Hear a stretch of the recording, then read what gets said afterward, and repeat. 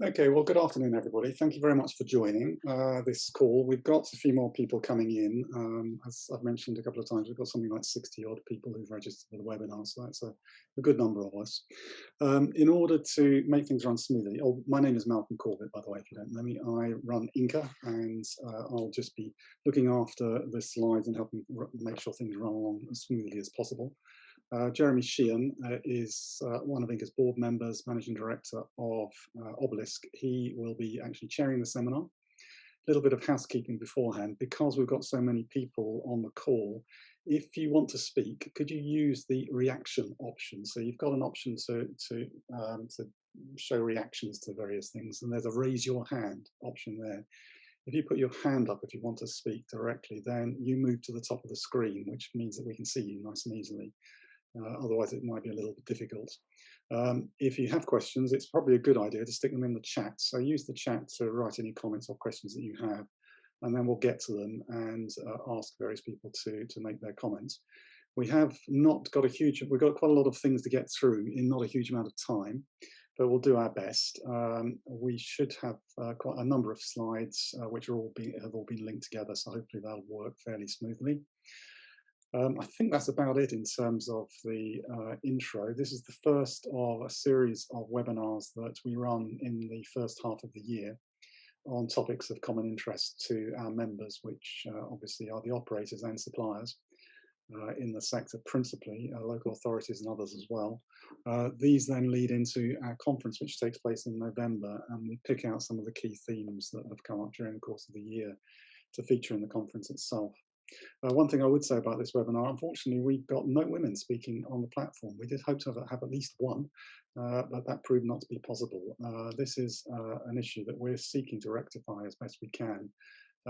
So we will be looking in future for events around in this topic area to find if there are women who are responsible for these sorts of activities amongst our members. To let us know and get involved so that we can invite more women to participate in webinars like this. But without any more ado, I'd like to hand over to Jeremy to launch us into the programme. Jeremy, welcome. Nice. Thank you, Malcolm. So good afternoon to you all. There are about 65 people on the call, which is fantastic.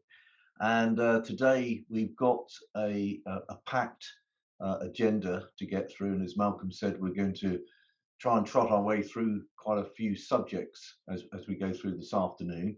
So we've got about 12, 13 presentations, some with and some without slides. But a quick introduction from me. So I'm currently the Obelisk UK Managing Director, and we're building networks, fibre to the premise networks, and also building power networks.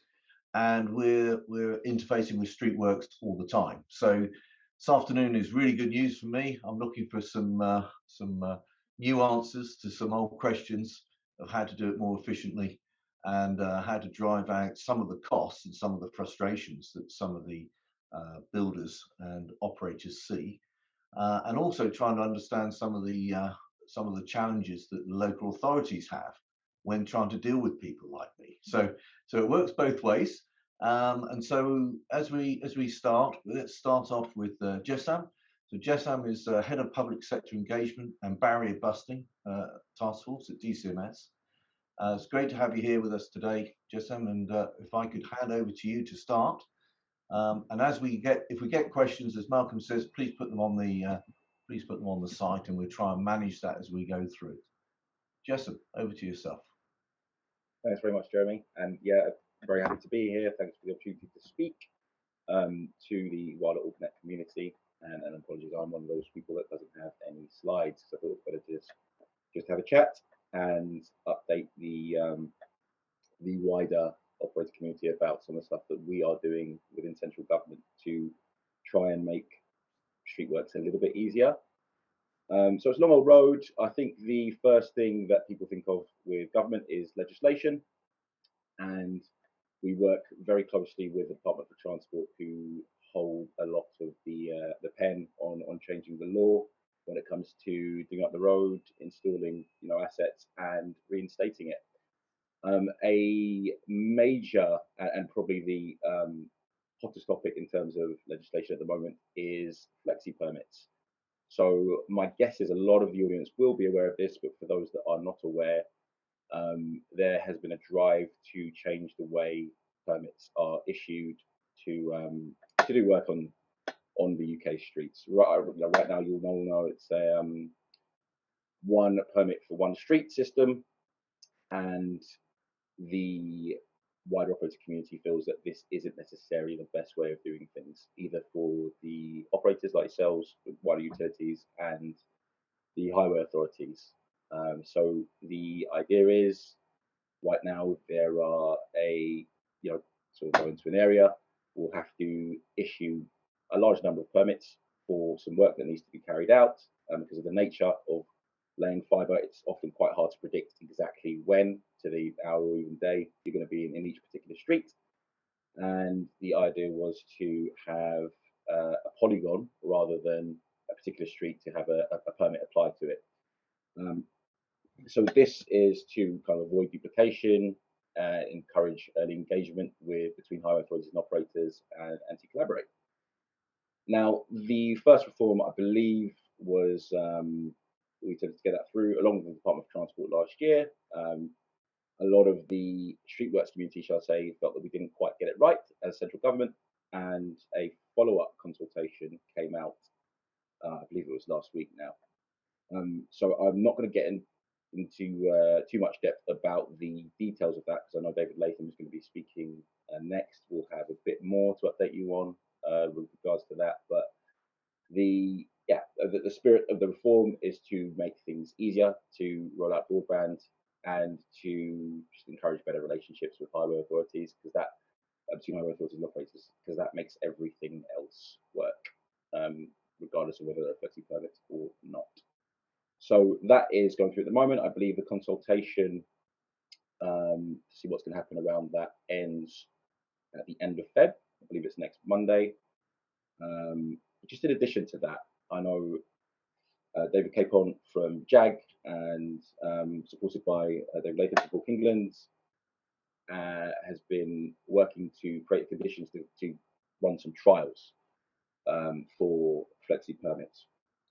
That is ongoing at the moment. There have been some fairly eye-catching trials, particularly one between Sheffield Highway Authority and Openreach. That went very well. But we are looking to expand that just to test the concept and test out more scenarios to see how well it works for things like not just PIA for digging up the road and things like wider areas. But that's a slow process, and we will keep you, INCA members updated as to how that goes as time goes on. The other major thing that we can do is issue guidance. That's for everyone involved in the street work, so not just operators. Again, highway authorities, because you have to, there's a fence with two people on each side that are equally important to the laying of fibre in the UK and trying to reach double targets, 55% gigabit coverage. So for anyone that's not aware, I would be concerned they're not aware, but that would be on us, not yourselves. But anyone that's not aware, the Streetworks Toolkit was published, I believe it's 4 years ago now, and is a guide issuing best practice for what to do when laying fibre in the ground. So that's, I know I keep saying it, but early engagement is a very important part of that.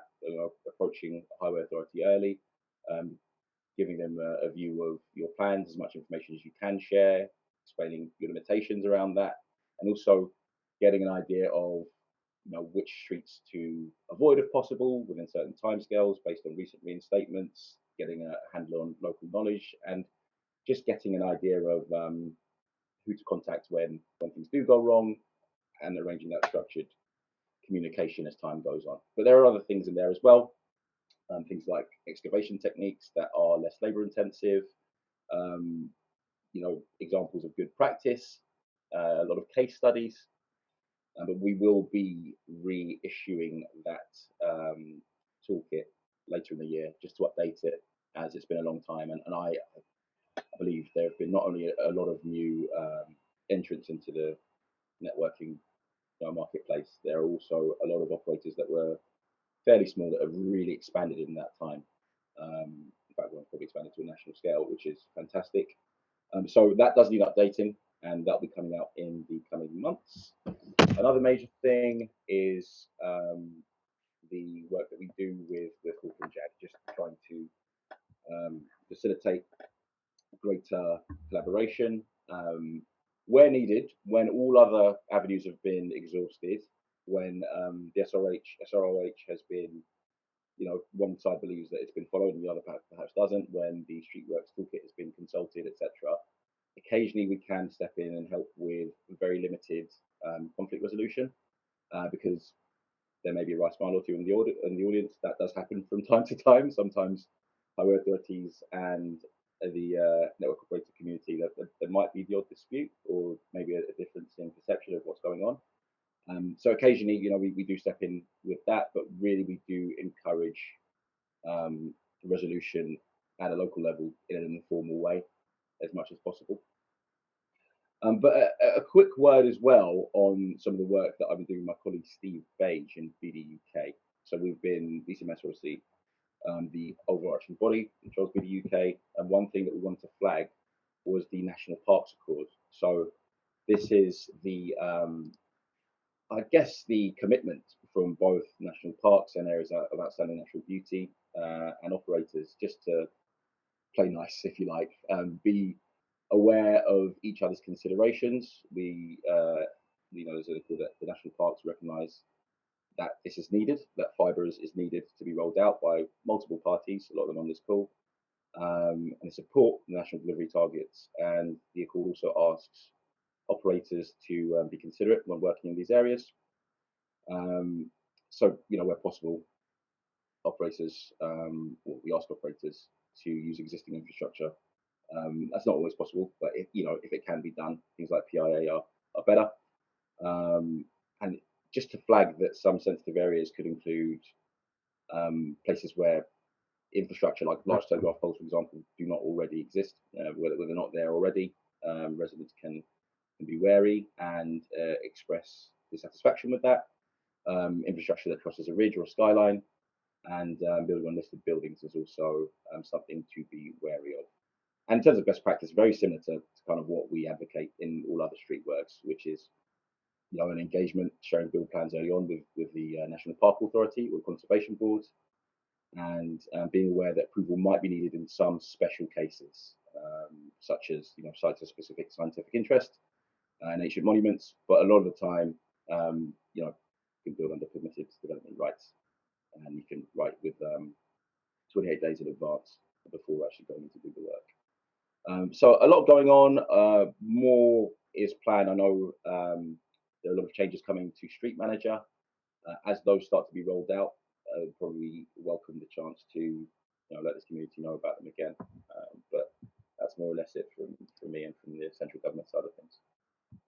Thanks, Jason. Can I ask you a direct question though? When you had the trial with in Sheffield, so that sounds it was a success. That started that process as a trial with OpenReach. It was good on. Yeah, we believe. Absolutely, Jeremy. Yeah, we believe so. So what we found was, and Alison Williams from OpenReach can kind of fill the white community in on this.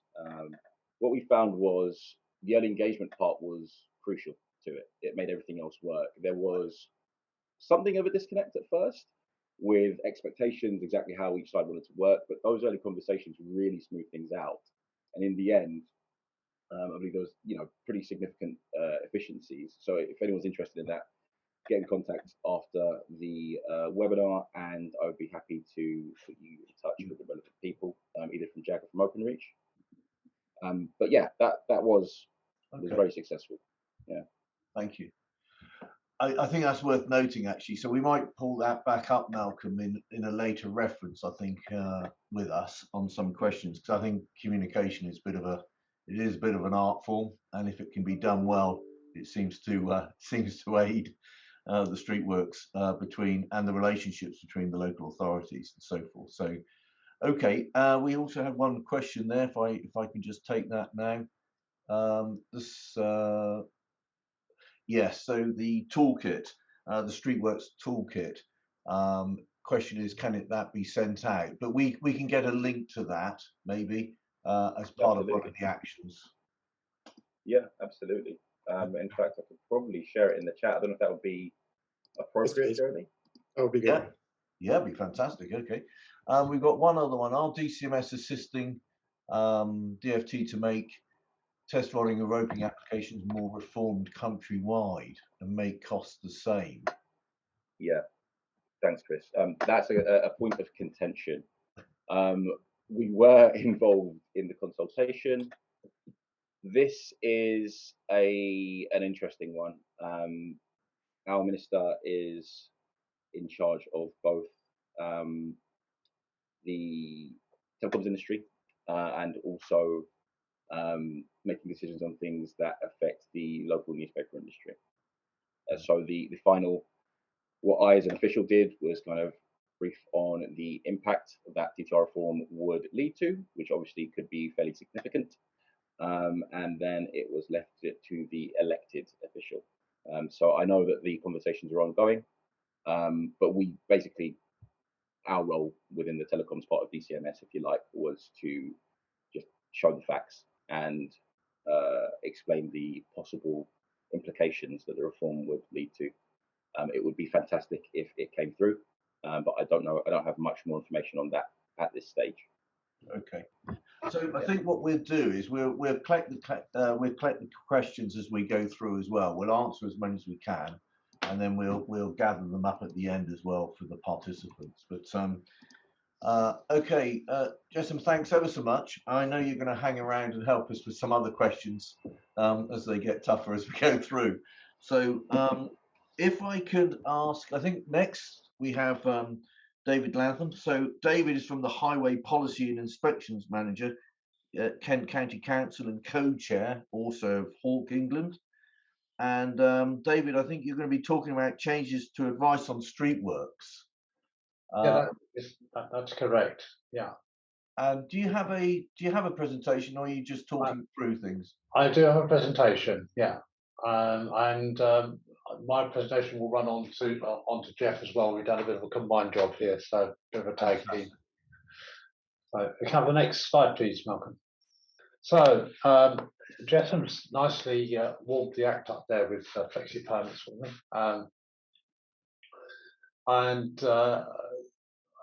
as a well rehearsed and well ordered act, I'm going to follow up with some detail. This is a follow-up consultation on the street and roadworks reforms issued by the Department of Transport. And at the first outing, the flexi permit part of that consultation wasn't universally warmly received. So the Department of Transport did some more work about looking at what options and what might be acceptable. And they came up with these second set of options.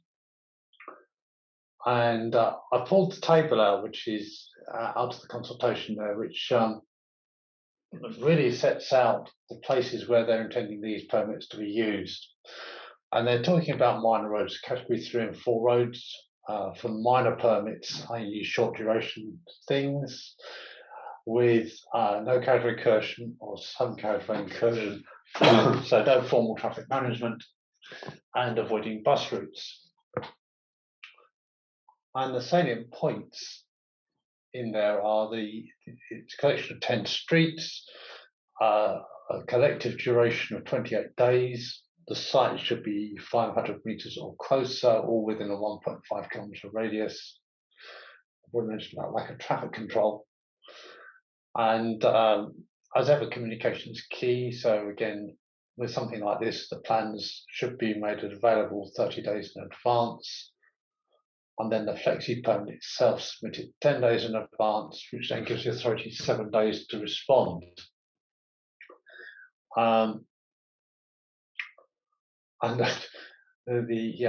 Followed by the respond by date for consultation. It's a very short consultation. It was 2 weeks. We've got a few days left before the closing date, the 28th of February.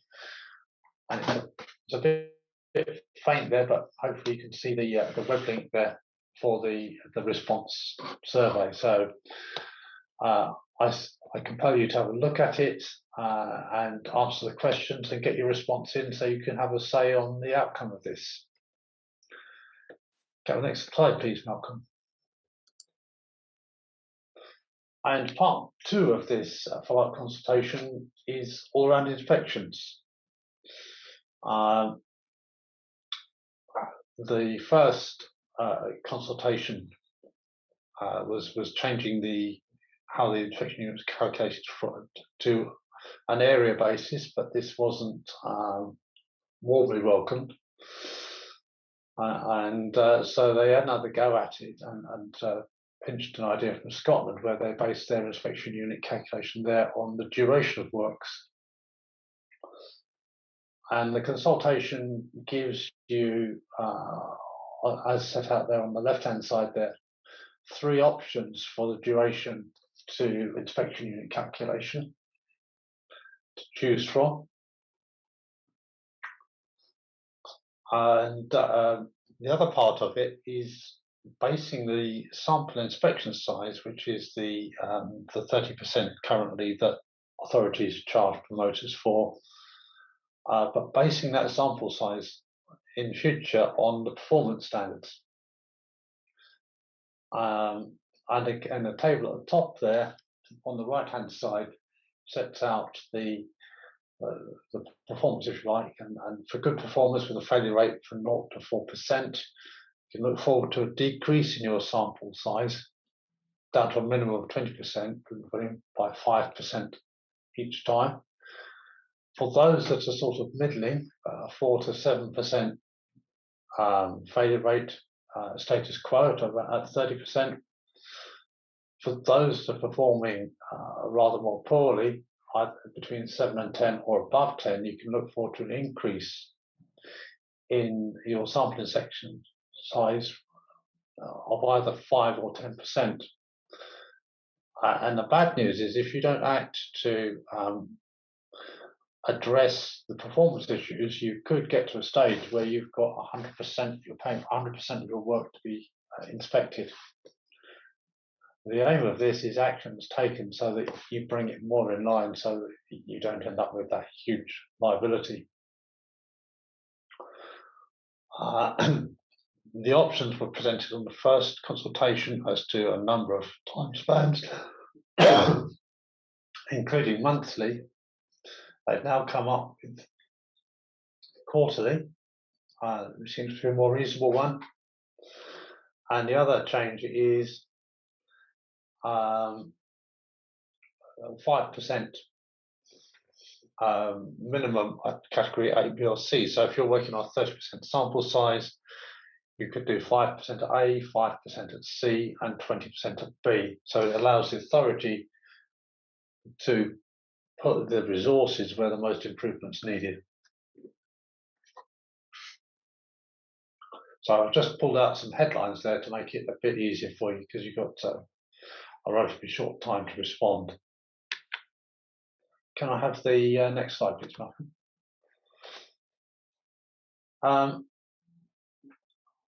So some of you may have seen before, but just by way of reminder, we've got the specification for reinstatement of highways 4th edition. So just a reminder that that's out there. Keep an eye on Street Manager publications because that product is that operating system is continuing to develop apace. I think there's a new release coming out again in April.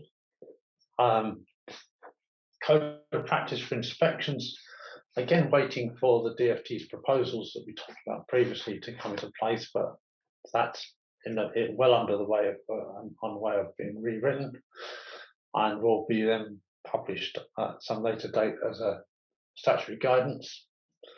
Then we've got the code of practice for coordination of street and streetworks and works for road purposes, the Hawke England edition, which is the best guidance there is out there at the moment. It's written for Street Manager, which changed everything. It's written in plain English and sets out clearly the rules of engagement that we should all be working with. That again will be tweaked depending on the outcome of DFT's consultation, and that will also then be published as a statutory guidance. But again, it's a good useful document, and most of these can be found on the Hawk UK website, which Jeff will mention a bit later. Can I have the next slide, please? Thank you. Some operational guidance. Jeff has already mentioned the fibre toolkit. We, as Justin said, working to update that. It needs to be put into Street Manager language because it predates Street Manager. But that's one of the tweaks we'll be doing to that.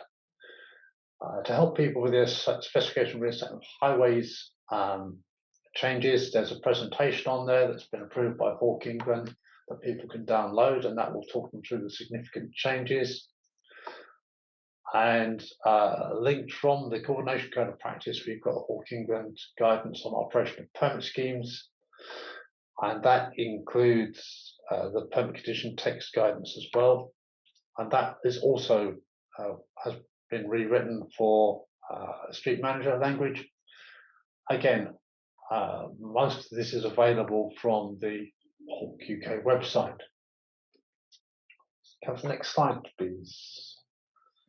And this is where I hand over to Jeff. And we've published recently in January two documents, collaboration toolkit, which I'll leave Jeff to talk about, and the lane rental schemes in England. Two documents I've worked on tirelessly last year that again we've been able to put out and publish under the Hawk England banner. So I can hand over to Jeff now to follow through. Thank you, David. As David suggests, the collaboration is almost a panacea, isn't it? It's something we all seek to find, and it's so hard to do as well. I think because of the nature of, and I know Jeremy and Jessam have both mentioned communication, and it's that early communication is the only way to get collaboration going. And certainly this document here is worth a look through, and it will give some guidance and some thoughts around how you can actually look to get collaboration rolling on the highway. And it really is that early communication with the Streetworks authorities to see what's going on the planning stages as much as you can. It is something I know that is problematic because there's all sorts of contractual issues and other bits and pieces in the early stages of all works. And to some extent, there's not a secrecy, but there is certainly a keep it close to your chest where you're going next. And we do, I very much appreciate that. I don't think all authorities do. I've come from a commercial background before I joined before I joined the county I first started with, which enables me to understand a little bit more, I think, the operational pressures that some contractors and certainly subcontractors feel. And that isn't always apparent to councils. So it's something when you're communicating with councils, it will help if they understand your burdens and your problems as well, rather than just coming to them from a perspective of we're booking road space from you. If you can communicate and actually supply information around what other factors you are having to consider in that, and as much as you can, they will respond to you better because they're understanding your actions and your approach really. So, and that again, the collaboration it'll come if we can support and help you, because ultimately permit schemes are there to actually support your access to the highway. We shouldn't be there to block your access to the highway, and I think that's something with the Hawk community and certainly David and myself, we are here as representatives of the Hawk and certainly the joint authorities groups to actually say, come to us with problems if you are experiencing matters where you aren't getting that collaboration and actually getting the cooperation from the authorities you're trying to deal with, because it is a two-way street. And so do involve the Hawk community whenever you need to. And again, I see a lot of Hawk meetings. There's regional Hawks and national Hawk, obviously, the Hawk England.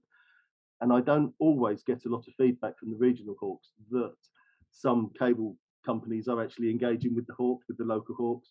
It's something where there's not quite enough involvement on that base scale, I believe. And you would gain more insight into what councils expect and want and need if there was more involvement in their local Hawks and certainly the regional Hawks, such as the South East Hawk and the Southwest Hawk. And if you can see, if you go to the Hawk website, you can actually see all the Hawk communities and who you would be liaising with us first, really. So I think that's a really good idea. Something I've been focusing on is lane rental. I chair the Lane Rental Forum, I co-chair it with a utility representative, Samantha Brothera, and we have developed a guidance document that, as David said, has recently been published. And the aim of that guidance document is to approach any new lane rental schemes, which I'll explain what they are in a moment, in a more standard way than perhaps when permit schemes were first rolled out across the country. I don't know how many of you were involved in the early stages of permits and how they almost developed by osmosis across the country with various and quite differing scheme approaches from authority to authority. And that's something, the documents that David's recently been showing you here with the standard guidance and the Hawke England, for operating a permit scheme. We've tried to actually bring information together to help authorities work in a consistent and standardized way. And the Lane Rental Forum will next look to do the same, really, in regards to the actual lane rental schemes. Lane rental is a similar version of road space booking to permits. You still need a permit on a lane rental street, but the charges associated with the booking of road space are greatly increased, up to £2,500 per day if you operate roadworks at the busiest times on the busiest streets. DFT have issued guidance and actually said how much of the network can be, and they've suggested 5% of the network would be the top end of the charges. So it's only a limited amount, but of course it's often the routes that in a county environment you would take to reach from one conurbation to another. So again, you're probably going to be, unfortunately, digging up a lot of the lane rental streets in an area when you move in to actually put in a network. So it's worth noting what's there and seeing what's going on.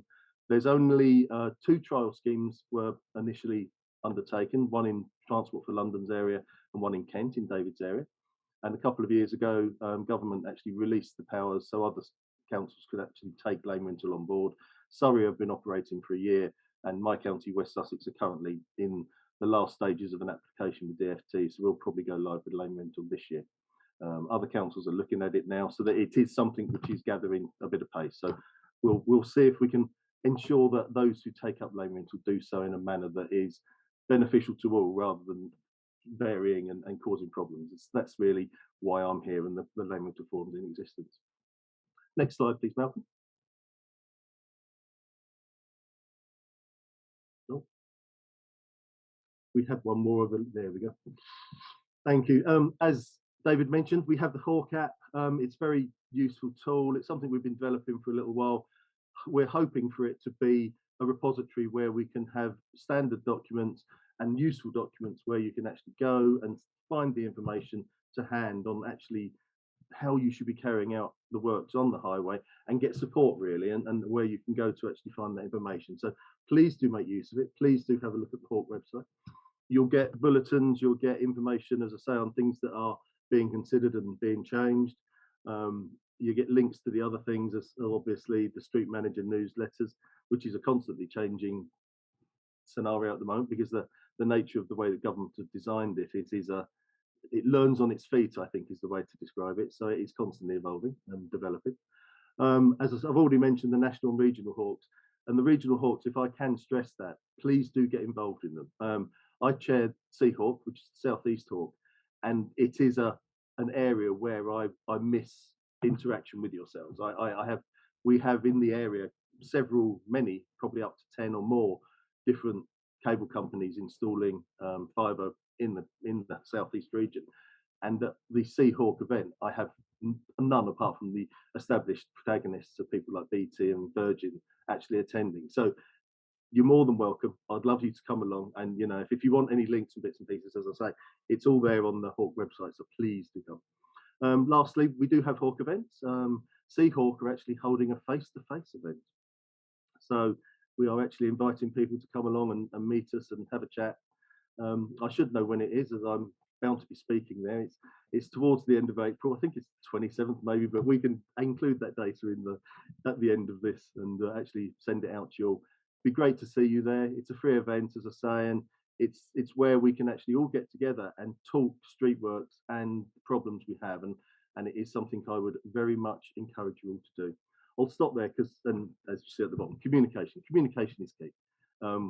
Jess's mentioned it, Jeremy's mentioned it, I'm sure David did, and I can't say it enough, and that's one of the reasons I plugged lane rental, is because it offers enough resource really to actually cause communication to occur. The fact that the works will have some kind of a negative approach to the cost of a scheme is beneficial in that way, because it'll actually cause us to talk about it and think about it as early as possible. So that's my lot. So Jeff, it's Jeremy. I was going to ask you a question, because my question is this: so lots of the operators, the contractors are out there putting in permits and so forth. But do you ever get to see presentations by the actual operator who's going to operate the telecom network afterwards, as a more of a planned 6-month or a year program? I do, and I have, and I have engaged with several of those. I can't always say that the two marry up. Okay, so we might come on to that as a set of questions at the end, because I know what it's like to build these things, and although one spends a lot of time planning them, and you have great expectations, the contractors can get to the end of the road or end of the permit by the certain date. Of course, quite often that doesn't happen for lots of reasons. Sometimes it can be. I've experienced subcontractors that haven't walked the area they're coming into before actually taking the contract on, and they're expecting tarmac footways and they get slabs, and Yes. the slabs are broken in a lot of places. So there's unexpected on costs and issues, and it's that, if get your eyes on there, even if it's just Google and Street View, get your eyes in there and actually see where you're walking into and what you're walking into in regards to digging up the highway. And of course, as we know, you can lift a slab and find the footway completely full of other material. Absolutely. And then you move into the road, and again, it's that, if you feed a highway authority, street authority, all that information as you encounter it, we will do our best to assist you. Okay. We don't like surprises. We get scared by them, as you do, in a similar vein, and that then causes the little bit of lack of trust that I think we have mentioned as well, in regards to some of the actions we take, because you think, why are the authority doing that, and we think, why are the contractor doing that? And it's much better to tell us as soon as you have a problem, and then we'll do our best to assist you. And if we don't, as I say, talk to myself and David, and we'll try and figure out why. Thank you. Well, Jeff, thanks for that. We're going to move on to the, we're following up on the chats, by the way, with the information, but we're going to move on, if we can, to Matt Smith. So Matt is Head of Public Procurement Engagement at Full Fibre Limited.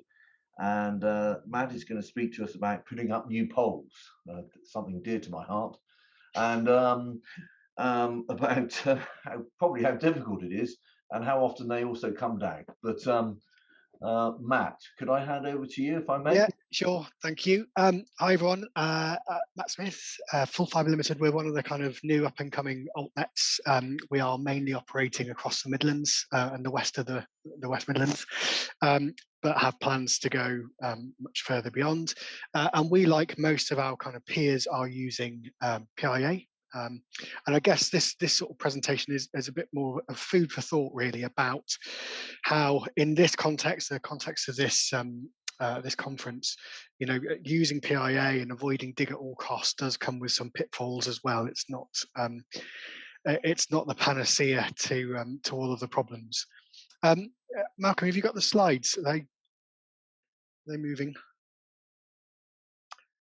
I should also say, so this my attendance here came about after probably last week, when I contacted INCA just to say, I think we probably need a forum of like-minded souls from the different altnets to just get our heads together and give ourselves a shoulder to cry on with the new poll issues that we all seem to be having.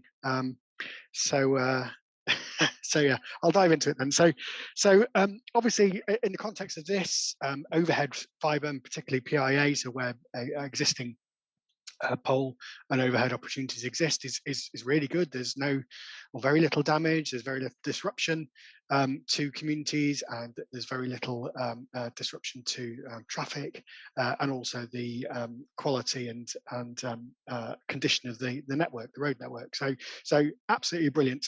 It's really quick to deploy. It's much more cost effective for us. People don't tend to notice, actually, when full fibre providers are actually deploying in most areas where there are existing poles. because it's just, people just think it's normal maintenance works that are happening rather than a massive upgrade. And about half of the UK prems, or certainly half of the properties that I've looked at in my time with full fibre, which amounts to about 1 million premises, are actually currently fed from an existing pole. So actually, the majority of the deployment using PIA is really non-invasive for the majority of people. Over and above that, probably another 30% are in most notably new estates have already got a decent duct infrastructure. So again, it's a little bit more invasive because you've got to get on the ground, you've got to lift lids, and you've got to do your test rod and roping. But for the most part, actually, it doesn't create a load of damage. There are, though, a decent proportion of locations across the UK, and they are typically estates that were built between the 70s and 80s at various periods between the 70s and 80s, when BT at the time elected to just directly bury the copper. Obviously, they weren't thinking really about upgrading to a full fibre network at some point in the future. So you've got major suburban estates that are used to not having any street furniture, that have directly buried copper, which has no conduit through which to put a brand new fibre. So clearly something's got to give. Either it's major streetworks, and for companies like ourselves, those streetworks would not just be in the road, they'd be in the private driveways and gardens of residents to try and get a connection right through to the property, or it's new poles. And it's the choice is pretty stark really between those two. And of course, cost effectively, digging is not particularly efficient for companies like ourselves and companies like Openreach. In fact, most companies now are actually using new poles in these scenarios. We also do have the kind of the right legal framework. So the Electronic Communication Codes gives us quite a lot of discretion and an ability to actually install new poles where we believe they're required to deliver new broadband capabilities with full fibre. So it's great. So from a policy perspective, it's really good. We've got loads of flexibility. New pole installations considered permitted development. So it's really, really good from our perspective. There are some obligations on us to make sure that local authorities are aware of what we're doing in advance of doing it, and also some basic requirements on us to make sure that the community are aware of what we're doing. But over and above that, actually, it's kind of carte blanche, which is really good. However, next slide, please. I feel like Jonathan Van Tam. So most providers are digging predominantly. So you've got a couple of exceptions. The likes of Zoom. So Zoom do holistic dig. So all of their network is dug underground. There are one or two others. I think VX Fibre does mainly dig. But most of the others, and I've listed the kind of bigger ones there, either are using new poles in these sort of scenarios, or are moving towards it. And even the likes of Gigabler, who are traditionally a sort of dig-only company, as they're moving into more urban environments, they're moving towards sort of PIA and new pole processes as well. So it's only going one way. And the rest, I'll put the rest of us, are probably 40 companies like ourselves that are relatively small scale that are doing this sort of work. And it is only going to get kind of more prevalent. So clearly, most of the work that's been done to date in terms of deploying fibre networks has been to kind of get the kind of lowest hanging fruit. So we've got quite big volumes of fibre, full fibre access, but most of that has been done in areas that have either got existing poles or existing really good and good condition duct network. As we're moving into the more difficult locations to do, you'll see more and more poles going up. And of course, A, they're not very popular, so communities hate them. And B, we are all making mistakes in doing it. I think the primary mistake is because the legislative environment is so good for us, we tend to feel, and this is both ourselves as network builders, but also the contractors tend to feel that it really is, you don't have to do very much, you go out there and just do it. There are still some obligations on us and we don't necessarily get it right all the time. So next slide, please, Malcolm. I think this one's just, some snapshots of very recent media from various different parts of the country and various different providers. Ourselves are in there of mistakes that we've made, so I'm not suggesting that we're perfect in any way. But you can see lots of companies have, and even Openreach, even the mighty Openreach, have problems in terms of the way they procedurally undertake new polling installations, and moreover, really the community perception of new pole installations. So I guess this is kind of just to really start a conversation in that there's going to be more of this stuff. It's never going to be popular. We do need to get our processes right, but it's the future. I think there's one more slide, Malcolm. I think. Yeah, so the view from communities is that it's a bit of an archaic piece of kit. They seem to think it's something from the 30s and 40s, which in fairness it probably is, but they are a fundamental part of the existing connectivity network. They are going to be a fundamental part of the future connectivity network. So we're going to have to learn to live with them. We have multiple issues in terms of planning polls, making sure that people are putting them in sensible positions, making sure that they are limited in number and volume as much as they possibly can, and not to put them in stupid places. So although we can pretty much put them anywhere, trying to avoid the things that are really going to rile people, and getting that right from the very start is something we really do need to, as a wider community, get better at. Noticing issues as well. So we do have a noticing obligation with local authorities, but some suppliers get that wrong. Some suppliers forget to do it in the first place. Some suppliers go out there and just deliver the polls. There are then different approaches after that. So there is an obligation on us to at least notify local residents and receive complaints from local residents. We do it in different ways. We try and do a lot of work up front to get some of the issues off the table before we install. People like Openreach in certain places do that after the fact. So they go in and install the pole, and then people wake up, open the curtains of the pole in front of their window. So there's a kind of difference of the way we do these things, and of course that then generates complaints, and there are major political issues. So I'm constantly responding to MP complaints or reflecting the complaints of their constituents, and this is only going to get worse. So there are going to be more and more of these going up. So we sort of need to be battening down the hatches and readying ourselves for it. So I think that was all I wanted to say, Malcolm, unless there was another slide that I've completely forgotten. No, that was it. Thanks, Matt. So Matt, I'm going to ask you a couple of questions. Go on then. I'm going to kick this off a little bit, and part of my discussion in a minute. We'll join it all together if we can. So it's really interesting actually, because in communities, of course, we're seeing lots more mobile masts going up as well, and I've had the misfortune of having to challenge one of those. So actually, in the community itself seems to be more readily available to come together to act as a group instead of individuals. That's one thing I would say. I don't know whether you've seen that yourself. Yes, certainly. Although I think we are quite lucky in the fixed broadband arena because we don't tend to. I mean, it does come up sometimes, but we don't tend to have to tackle the whole health issues of 5G.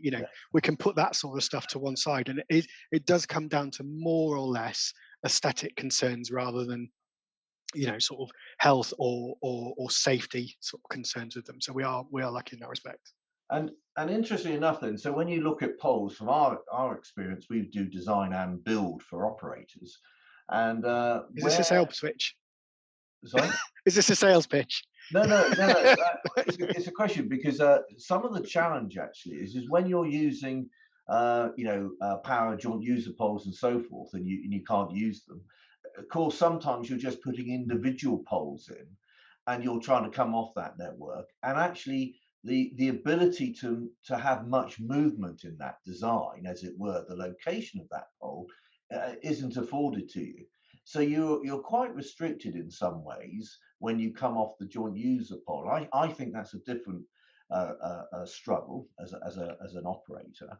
And then, of course, if you're, I suppose in your case, correct me if I'm wrong, you're also debating whether where there's underground network or direct buried, you're literally trying to get above ground and not dig and put in a series of poles, are you, for an overhead strategy? Yeah, so so the complaints that we tend to get come from those new estate type areas where they're not used to any street furniture, let alone poles. So in your example of you've got a joint user pole, but there's no capacity on there, you've got to put something next to it. It's less of an issue because people have already got that broken skyscraper, if you like, of street furniture there. So that's not necessarily as much of an issue. And then, of course, when you do this in new estates that are or mid 70s, mid 80s estates, a lot of people have the expectation or the understanding that the estates were designed from the get-go not to have any impeding street furniture. So you're coming back and putting in something that was felt to be old hat in the 70s, and now we're in the 2020s and you're putting it in. So there's loads of kind of emotional issues that get mixed up with it, which, although, like I say, we have all of the legal frameworks to do these things, actually it reflects so badly on us as a supplier and on the wider industry, because we're not really getting the comms right. And have you experienced taking poles out as well as putting them in? So we have on occasion bent to complaints and removed poles, which obviously adds cost. You're talking 3 times the cost to remove and reinstall somewhere than the initial installation. We've also had threats from people that they're going to remove them themselves. We've had physical attacks on our staff when they're putting them up. It's scary, really. Interesting. Okay. Have we got any questions from the audience on that in particular? Because again, my experience around INCA is, if you looked at the development over the last 4 years of the way we're going to be deploying networks, nearly all the operators now are moving to a reuse asset strategy, be it BT Openreach or anything else they can get their hands on. And in all fairness, now we're as an example, we're not building any pure civils networks. They're all hybrid networks, and they're all trying to move to a probably no less than 70% reuse of assets with a 30% civils, and some that we've been talking through with INCA are running at 90%. And not even having offset chambers. They're trying to use as much of the reuse of the asset as possible. I would say we're up there, and I would say peer companies are there as well. Yeah. Okay. Please, question. Sorry. Oh, yeah, thank you for that. Just a quick question for Matt, actually, just an extension of the exact topic that you've been talking about.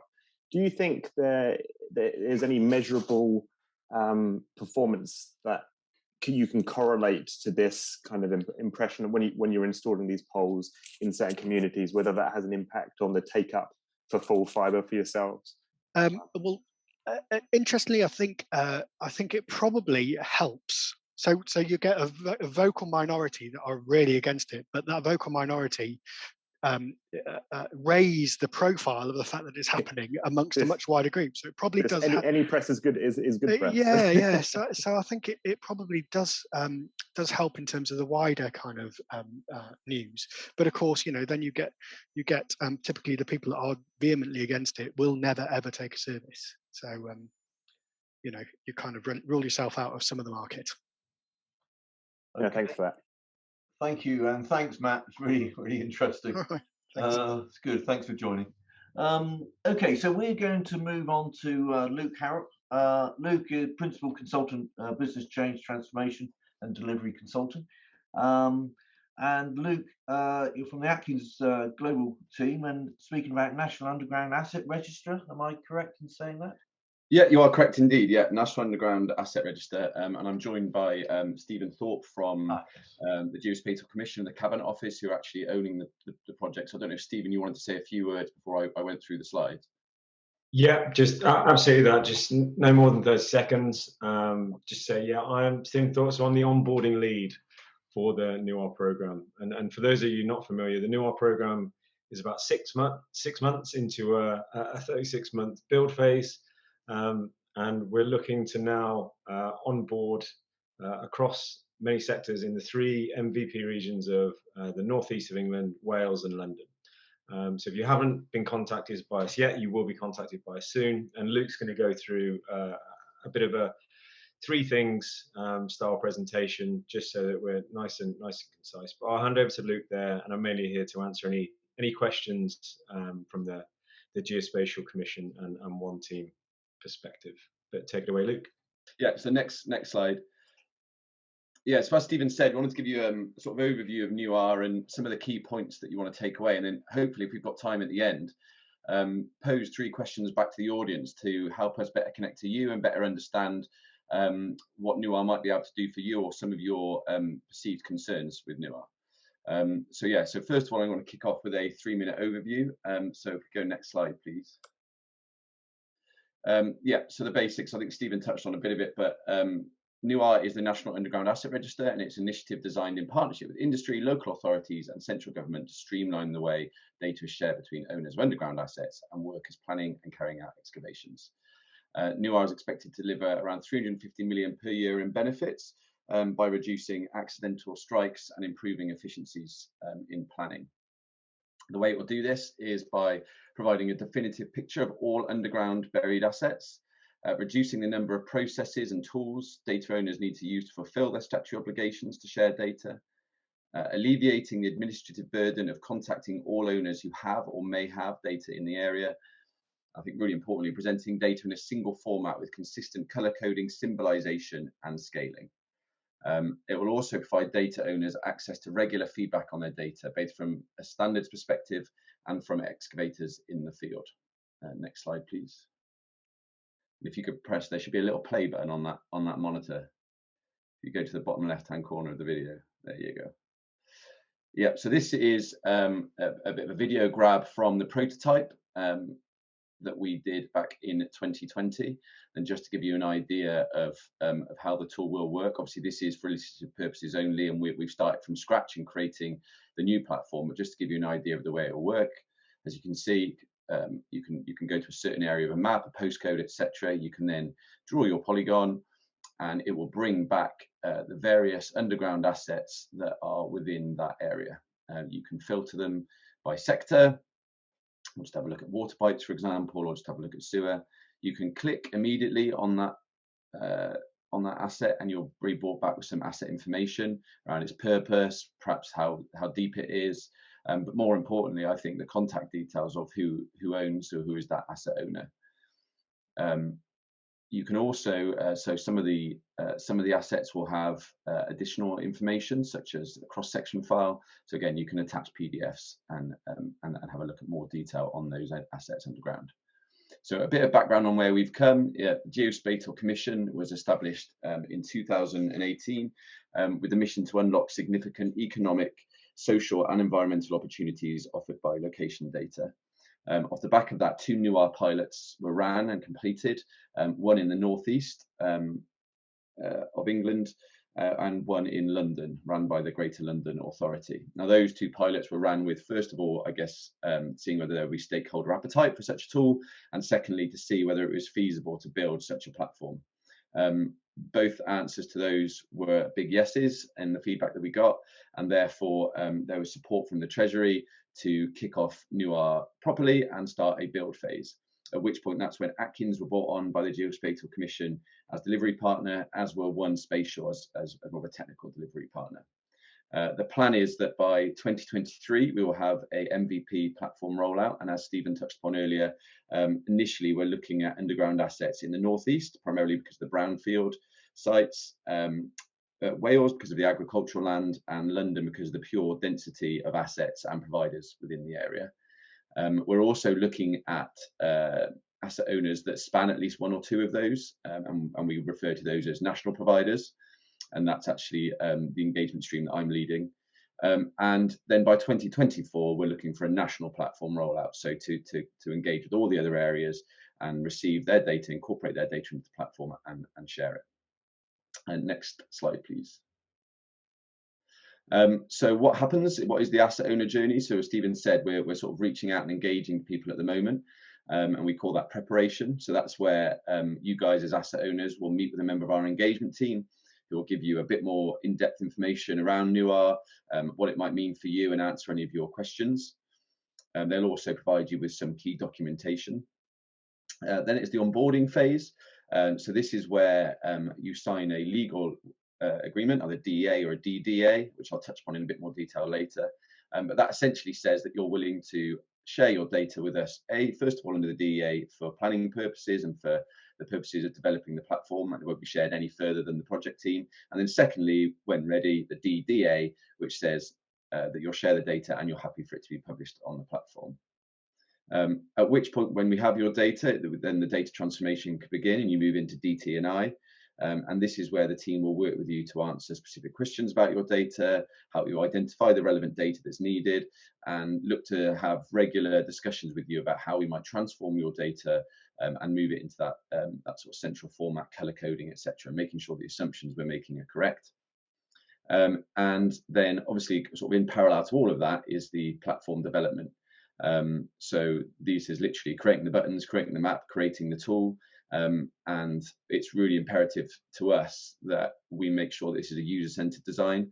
And so we're already kicking off different webinars, focus groups, testing groups, etc., to make sure that the different sectors and asset owners get input into making sure that this platform is something that will really work for them, and I guess the supporting processes as well. And right at the bottom there are some sort of indicative timeframes as to how long these different aspects of the journey might take. The next slide, please, Malcolm. Yeah, so I wanted to just give you some really big takeaways to sort of leave with today. So we've broken it down into three main takeaways. The first of that is security. So these are going to be pretty rapid slides, so apologies, Malcolm.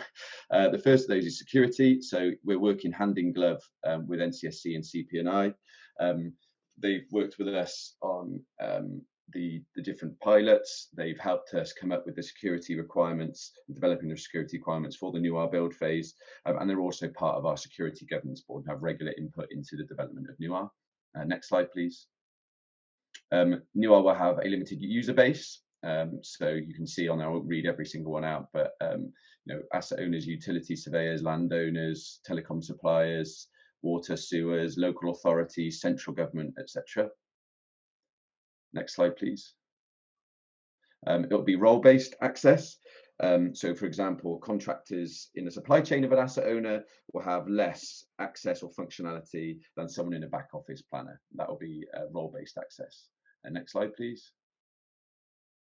Limited query area. So, depending on the role, project, company that you work for, you will have a limited query area, and also that there is rules set in the platform that will say no user, regardless of role or organization, will be able to pan around the whole map at will. Next slide, please. And I think one of the really important ones here is audit and notification. So all actions within NUR or searches will be audited and connected to said user, and we're working on a set of reports that we'll send to asset owners to say this is who has looked at areas where your assets have been pulled back as a search, etc. And we're also looking to how we can make those more proactive. So if someone, you know, similar to what you get on a phone when you get a text, hopefully, you know, in the future that might be something we can do to say, just to let you know, right now, Fred Blogs from X organization is looking at an area where some of your assets are. Next slide, please. So the second big takeaway is data sharing, and I mentioned these earlier. So the sort of agreements that we're looking for asset owners to sign as part of the onboarding process. So the first one is the DEA, the Data Exploration Agreement. So built using lessons learned from the pilot. So we worked with a number of large organisations and local authorities during the pilots, and we used a different legal agreement at that point. We've now worked with them to learn lessons from that, take their feedback, what would make it easy to sign, etc., and built that in. The DEA is very lightweight, only 2 pages. It's a time-bound 12-month agreement with the project team, and it's to accelerate data exploration, accelerate data transformation, and underpin successful platform build. I think the most important point here, though, is that no data will be made available to any third parties until a DDA has been signed. A DEA is literally saying, you'll share your data for us for exploratory reasons, and it won't go any further to any other organizations, and it will only be used for that purpose by the project team. Next slide, please.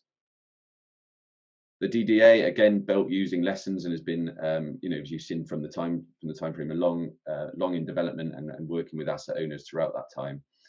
This is a comprehensive and long-term agreement with the Cabinet Office, sustainable data sharing agreement.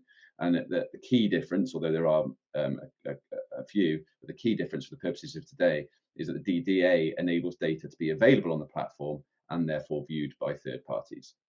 Again, as part of the onboarding process, we can provide you a lot more detail with this, but for the purpose of the day, that I guess that's the main reason for it. Next slide, please. So really important one, what's in it for you guys? So there's lots of benefits. I think these are some of the key benefits, and we've sort of broken that down to some different roles that might exist within your organizations. So excavator operators can rapidly access location data from all major utility providers in the area, on site and before they dig. If you're a planner, then you can leverage asset location data and adopt a more efficient approach to scheduling on-site activities and resources. The community themselves are subject to less street work disruption, such as noise, emissions, traffic restrictions, utility downtime. And then your enterprise generally accelerating your digital transformation journey, augmenting your ways of working alongside your existing legacy systems. And something that Jeff mentioned earlier, I think, was not liking surprises. I think ultimately Nuar is looking to try and reduce the amount of surprises. Next slide, please. So we're going to try something a little bit different here. So hopefully this works. But if everyone picks up their phone and goes to slido.com, then you'll be asked to type in that code there. We just want to ask you a couple of questions just to get some feedback from you on your thoughts on Nuar. But if you go to slido.com on your phone or in your browser, it will ask you to put a key number in that will identify the specific survey we've set up. So if you pop that number in, then it will take you to a quick survey. We just want to ask you 3 really quick questions. So the first question you'll see when you get in there. So I think there's already 4 or 5 people in there. I'll just give it a couple of minutes to let some people join. We are running out of time, Luke. Right, okay. People do it over. There's going to be a short break, so maybe people can do it over the short break. Yeah, okay. When there's a short break, if people can go there, yeah, then there's a that might not work though, because it has to be live. Don't worry, I can. If we're running out of time, then I can figure out a different way of doing it at a different time. We have already got 15 people in there. Yeah. So, but yeah, if we have to cut it, we can cut it there. That is the last slide. Thank you, Luke and Stephen. I know you rattled through that, so congratulations on that. Maybe we can do the 3 questions over the next couple of minutes, or if not, send it out to the participants later. So that will be good. But as we said, Malcolm, I think we're doing okay. We're gonna actually just close for 5 minutes. We'll keep it open, but have a 5-minute break. And ideally, if we could start, I'll say at 20 past, if that's okay with you, Malcolm. Just give enough time for people to make a cup of tea. We're going to restart hopefully at 20 past 3, and we can go from there. So Jeremy, just to say, so what I will do is I'll leave that questionnaire open, and there's 20 people in there at the moment. There's 3 questions, and I'll move the question every few minutes. There's just 3 questions to go through. So if people want to do that, they can, but I'll also make sure to send it out after. That's fine. Put the details in the chat as well, and that way people can see. So people can actually go to the URL and the correct code. Yeah, I'll do that now. Brilliant, thanks, Luke. Thank you. Okay, so we'll be back in 5 to 10 minutes then. Yep. Okay. So second half, panel 2. This is the format for the next hour. We're going to start with Matthew, and Matthew, Global Application Marketing Manager for Duraline, and Matt Fletcher from UK and Ireland. And correct me if I'm wrong, Matthew and Matt, you're going to be talking about microduct and standardizing lampposts. Is that correct? Amongst other things, yeah. That's what we're going to be talking about. Okay, so Matthew, could we hand over to you, if we may? And as we say, we'll trot through some slides. I don't know how many you've got, but let's get going, and let's move to Yeah, the next sure. one. Let me just Thank you.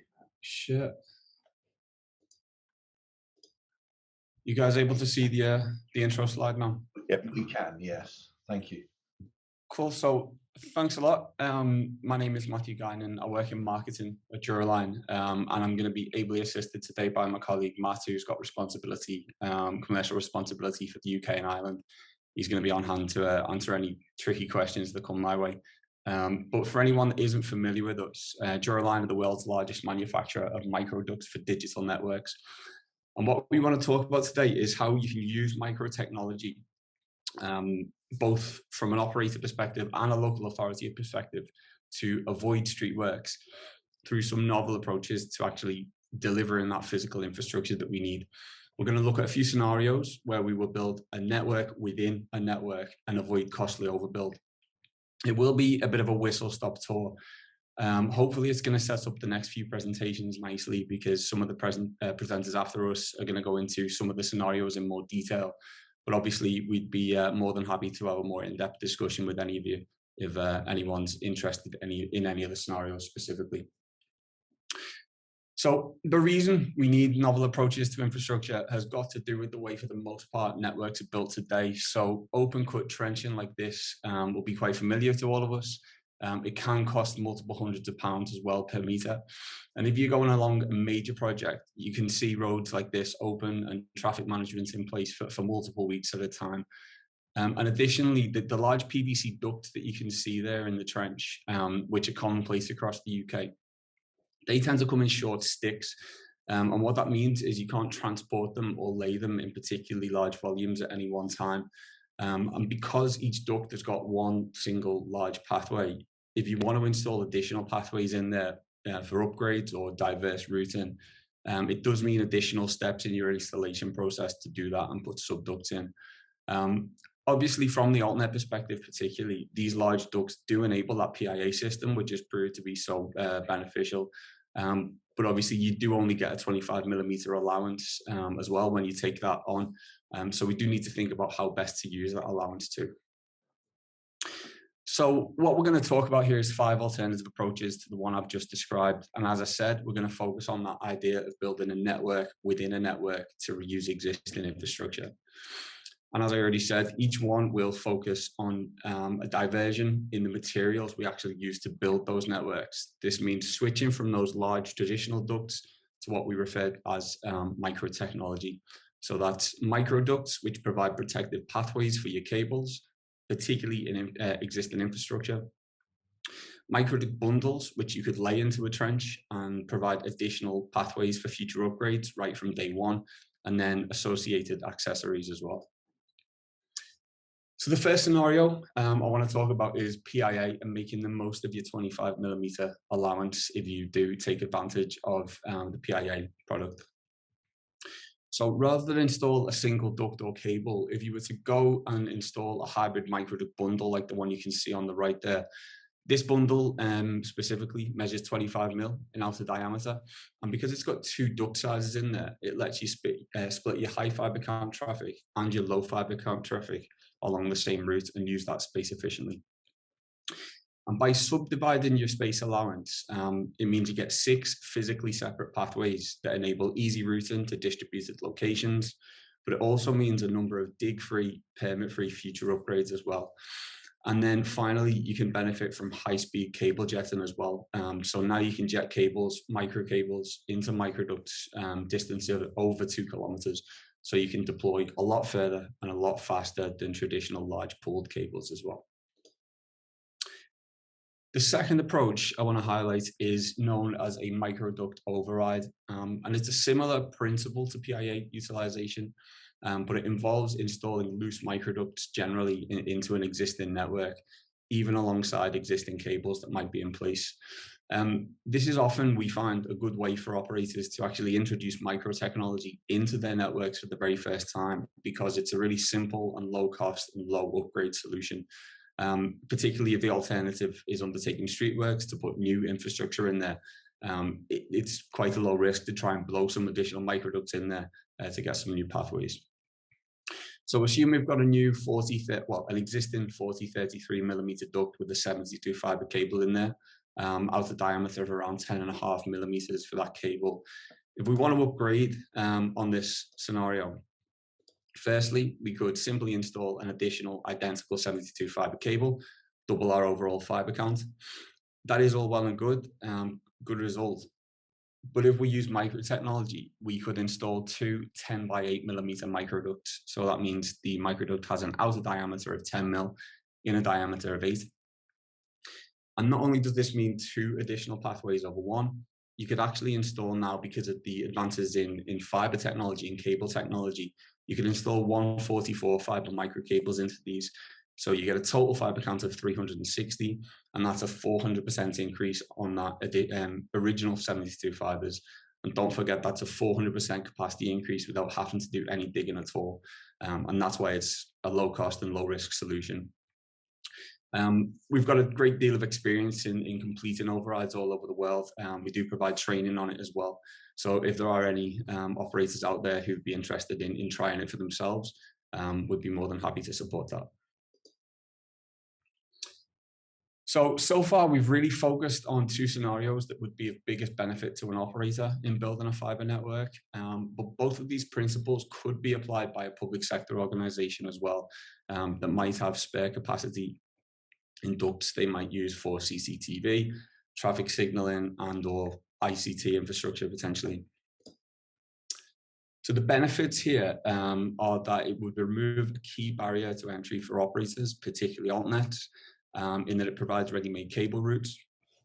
It's also got the potential to unlock new revenue streams as well from existing dormant assets. And then from a policy perspective as well, it can give authorities greater influence over where that fiber is actually going. And then that can in turn accelerate things like smart city ambitions, digital inclusion projects, and things like that. So what are the most beneficial digital projects the public sector could actually execute? And leading on from that previous presentation, which was news to our ears, would be to locate, map, and most importantly, properly document physical assets that are out there, the available space in them, and then make those available for commercial use. Sticking with that public sector theme, the fourth approach I want to talk about is collaborative streetworks and the dig once methodology. So before I joined Duraline this year, I worked as a project manager on a regional backhaul build, which was part funded by the Liverpool City Region Combined Authority. And in this role, I was the dig once project manager and worked with 6 highways authorities to install ducts at the same time as planned streetworks for road construction, highways maintenance, and active travel as well. And this approach is now getting a lot of attention across the world because there's real propensity to lower your deployment costs and accelerate those digital ambitions. In the US, a study estimated that the potential savings could be around 90% versus new build infrastructure. And here in the UK, the methodology is now included in the Streetworks toolkit. In practical terms, following dig once allows you to avoid embargoes on streets, Section 58 notices. It also reduces your disruption to residents, businesses, and transport networks. And then finally, as we've already mentioned, it reduces that permit administration as well for both authorities and for operators, which obviously is going to be welcome for everyone concerned. And then finally, just in practical terms, microduct bundles like the one you see on screen, multiple physically separate pathways, it's the perfect infrastructure solution for this kind of collaborative civils project. And finally, the last thing I want to talk about is a current opportunity that we have to prepare the UK's fibre infrastructure for 5G and any other future technologies by provisioning spare capacity as that fibre to the premise network is actually built out. So it's estimated we're going to need a 10-fold increase in the number of small cells in the UK for 5G. And whilst these devices are wireless devices, each one will still need a fibre connection in order to backhaul it. A study from the Fibre to the Home Council suggests that building the 5G capacity at the same time as your FTTH build can save you around 90% in the long run. And what that means is that, in other words, for as little as 10% additional capex while you're deploying your network, operators can ensure the longevity of their network and also unlock potential revenue opportunities for themselves too. So interestingly, the majority of these 5G microcells are going to be mounted on top of what are being called multifunctional lighting columns, or a smart lamppost, essentially. And what these will support will be things like LED lighting, small cells, solar power, electric vehicle charging, all in the same unit. And right now, Duraline are participating in the standards for this kind of smart infrastructure as part of the DCMS Infrastructure Accelerator Program. We're going to start seeing more of these units deployed over the next few years. So as I said, there is a massive opportunity to get the network ready now. So for operators, what this means is installing bundles with spare capacity in them, making redundant connections to lampposts as they pass them, and then potentially leasing this capacity to mobile operators or integrators. As mentioned, the additional investment is minimal and the potential returns really are significant. And that's even if the operator themselves has got no ambition to enter that mobile space themselves. From a public sector perspective, it's all about that mapping and monetizing of assets, both ducts and lampposts that might be due for upgrade. And then if we can also implement things like dig once, then we can start to avoid overbuild and start to get smart city ready in particular areas as well. And then obviously, this is going to require more work on standardization. There's legal, commercial, technical discussions to be had between the operators and the public sector.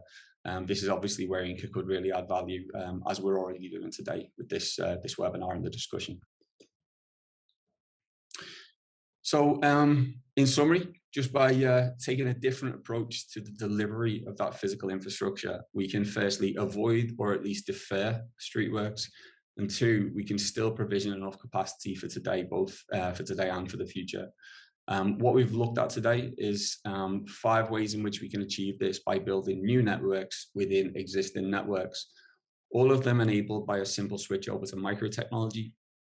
And the key to success in each scenario is close collaboration between operators and the public sector, and then comprehensive mapping and management of physical assets. As I said at the start, it's been a whistle-stop tour through 5 applications for micro technology. But obviously, we'd be more than happy to have a chat with anyone who needs any more information, either during the Q&A or after in an offline session. Thank you very much, and I will stop sharing there so we can. Thank you, Matthew.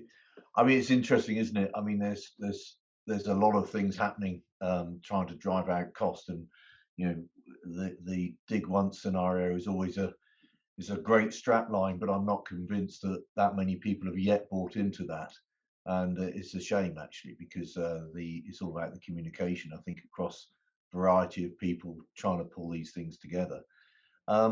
What we'll do is we'll pull together some questions at the end, if I may, if that's okay, and ask if it's okay with you if I can move to Chris Fangs, Infrastructure Director, speaking about cooperative national infrastructure, and then maybe at the end of the session we can drive some questions back to yourself, Matthew, and yourself, Matt, as well. Chris? Right. So, yeah, brilliant. Thanks, Jeremy, and good afternoon, everyone. So yeah, Matthew's done an excellent segue there, and I think that kind of reflects some of the work that we've done with Matthew over the last 12, 18 months or so. So hopefully you'll kind of see some real practical implementation of some of that technology and you know, the approaches that Matthew's outlined. And I'm going to try and kind of take you through that. So I'm sure most of you will recognise the importance of good quality digital infrastructure given recent pandemic and weather events. And I wanted to kind of showcase some of those best practice examples of some of the things that we've kind of heard about this afternoon generally, around, you know, where we're kind of at as an industry and where authorities are. And it was interesting, I think, just to listen to your comments, Jeremy, as well, in terms of how some local authorities and some regions have very much embraced dig once, and you know, and others are perhaps, you know, kind of looking in and considering and debating whether it's for them or not. So I'm going to provide an overview of some of the work that we've been involved in with local authorities, and then also just touch on the cooperative model and how that can play quite a significant part in facilitating this. So if I if I move us on. Okay, hopefully everyone can see. Is that second slide moved on for everyone? Yeah. So I'm not sure how many of you are aware of how kind of some of the cooperative models work, but I'm going to focus on the cooperative network infrastructure, or CNI. Now, this originally started back in Tameside, so Tameside very much being the home of cooperatives right back in the day, over in Greater Manchester, and was formerly known as the Tameside Digital Infrastructure Co-op. But it's subsequently grown to encompass Blackpool, Sussex and Brighton networks, and I'll touch on them in a minute. The co-op's got over 40 members now, including perhaps people on this call, and I think I did see some familiar names, and a whole range of different service providers. So in terms of, the co-op itself, the co-op is a neutral host organisation regulated under the Cooperative Society Act, and quite often, I suppose the graphic that you can kind of see, some people would call this the thin layer model. So it kind of sits in there as a facilitator to allow organisations and local authorities and statutory bodies the mechanism to actually engage and to start kind of considering how they deliver, and in this particular case, how they work collectively and collaboratively to deliver a particular outcome. And in this case, clearly we're focusing on telecoms and fibre networks, but it's a little bit broader than that. So it's regulated by the FCA, and each member has one vote with an elected board. Equity is then on a par value basis, and that's generally in exchange for shares with interest paid back to members. Now, obviously, the whole ethos of the cooperative is that any of its profits are subsequently reinvested by its members for its members. So effectively, if a local authority provides infrastructure, then that enables any reinvestment to go back into further network extensions or expansion.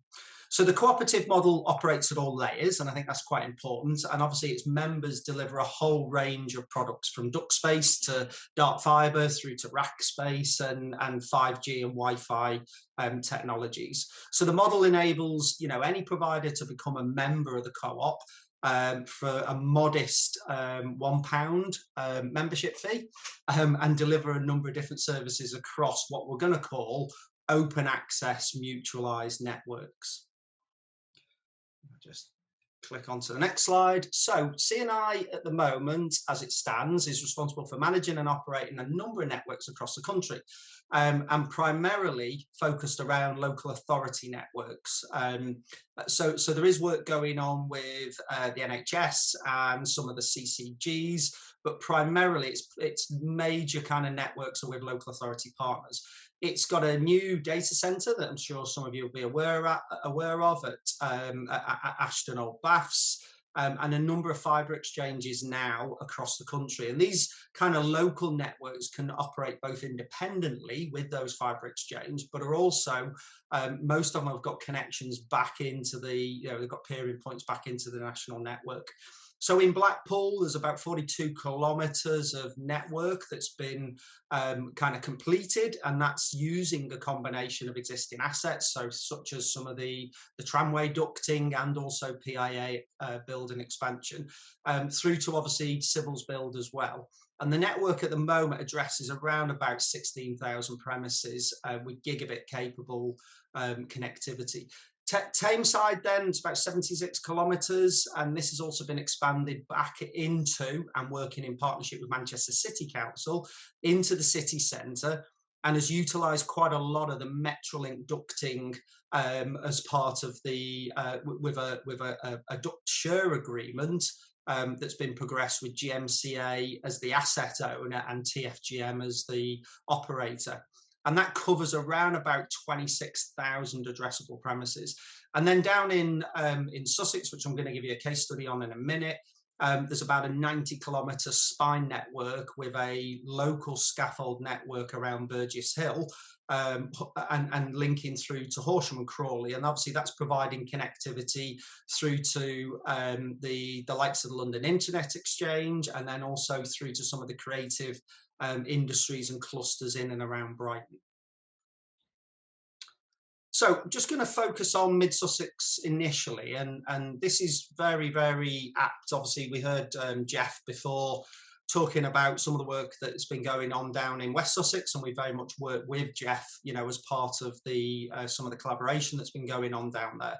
And really good to kind of, you know, there's a whole host of challenges in trying to get collaboration up and running. But in terms of Mid Sussex, I'm going to kind of focus on the gigabit network that we've got around Burgess Hill. So this has very much adopted the principles of Dig Once, and Mid Sussex have very much been at the forefront of working with developers and partners, such as the County Council as Highway Authority, but also with other big developers like Homes England. And that's to ensure that clearly whenever we are putting in new highway works or brand new developments, or we are looking to retrofit, we are making sure that digital provision is very much part of that. Now, Mid Sussex and the county have adopted a Dig Once policy, and you know, wherever possible, and a good example is the A2 300, which is, I think, shown on your plans as the kind of the orange bit linking back to the A23. We've very much installed as part of those works, you know, some real kind of high-end ducting and fibre to be able to connect up to the new Northern Arc development. The Northern Arc development is the big loop over the top of the plan, and what's really interesting with this is that we've worked closely with Homes England to mutualise and install ducting as part of the initial sort of enabling works, the initial civils works to get each of the development plots underway. So this is before the house builder or the home builder comes in to maybe build out a couple of hundred houses in a particular plot. And that very much sets the master plan and the blueprint for how telecoms is going to be kind of addressed. And it was very much part of the early work we did with Homes England as part of that. So you're probably kind of wondering, well, what's the local authority doing, getting involved in some of these kind of arrangements? So kind of working with Homes England as the master developer, the council have kind of established a number of policy enablers to allow us to work closely with any subsequent developments that happen as part of that particular big residential development. And 3,500 properties going into one location in the southeast, you know, it is the single biggest development that Homes England are undertaking. So they were quite keen to pilot some of these new ways of thinking. And take forward this kind of, you know, this mutualized duct installation. And the whole benefit of this clearly is that means that, you know, we are able to then, through the cooperative model, work with any provider to provide connectivity into any of those individual development plots once they're brought forward. So the authority have adopted some very, very clear policy guidance and ensured that at pre-app stage, both the cooperative model in terms of the operation and management of the network, how that works and how the developer would work with it. The developer obviously installs the network, and we've been able to facilitate and kind of pump prime some of that in terms of providing free issue duct and fibre to a point. And then it would get adopted under a Section 38 approach as part of the overall kind of highway adoption for that particular element of the network. Now, clearly this limits the number of cabinets, and it limits the competition in the road space, which we know is highly prized. And of course, you know, most developers are very much looking to try and maximise the developable space and not have to necessarily facilitate lots and lots of service requirements. So, you know, it also allows us to provide what we're going to call a home run network. So that's dedicated fibre connections to each property, not necessarily aggregated, not necessarily coming back to a central POP or a cabinet, but actually being able to come all the way back through to our fibre exchanges. So it's quite a novel model, really. And you know, but both the county and the district, under the relevant statutory powers, have been able to facilitate that by putting in place some of the regulatory legislation to allow that, and to actually encourage, you know, what we very much want to do is encourage, you know, altnets and other organisations to come in and look at, you know, working with us and Homes England as a developer to facilitate and provide provision to each of those developments. So Other things that we've done just across the country, so not unique to Mid Sussex by any means. Sort of the Berkshire Digital Infrastructure Group, we've worked with them closely and all of the Berkshire authorities to put together a number of supplementary planning guidance documents, a number of dig once strategies to again actively encourage and work with highways and planning teams. And I think the key and the watchword here is, you know, to collaborate with highways and planning teams to get that conversation happening ahead of the game and very much future proof, you know, a lot of these developments and capital projects as they happen. Matthew mentioned before work that we worked with Matthew on the Liverpool City region, where we adopted a dig once policy. And then obviously as part of the LCR Connect joint venture, which is now deploying the 222 kilometre network around the city region, all 6 authorities have installed ducting as part of the contribution towards that work. So dig once ducting as part of their own capital projects. And that includes and picks up things like sustainable travel schemes to widening projects, and even where appropriate, you know, as part of maintenance works. And then obviously the ducting is transferred at cost plus through to the JV. So, you know, we've developed a quite a mature candidate appraisal model. So for those authorities that are kind of looking in and thinking, well, how on earth do we decide which of our projects are relevant? You know, our candidate appraisal model, you know, very much looks at that. And then, of course, where you are able to ring fence some investment funding to actually contribute to that, you know, that's obviously an added benefit.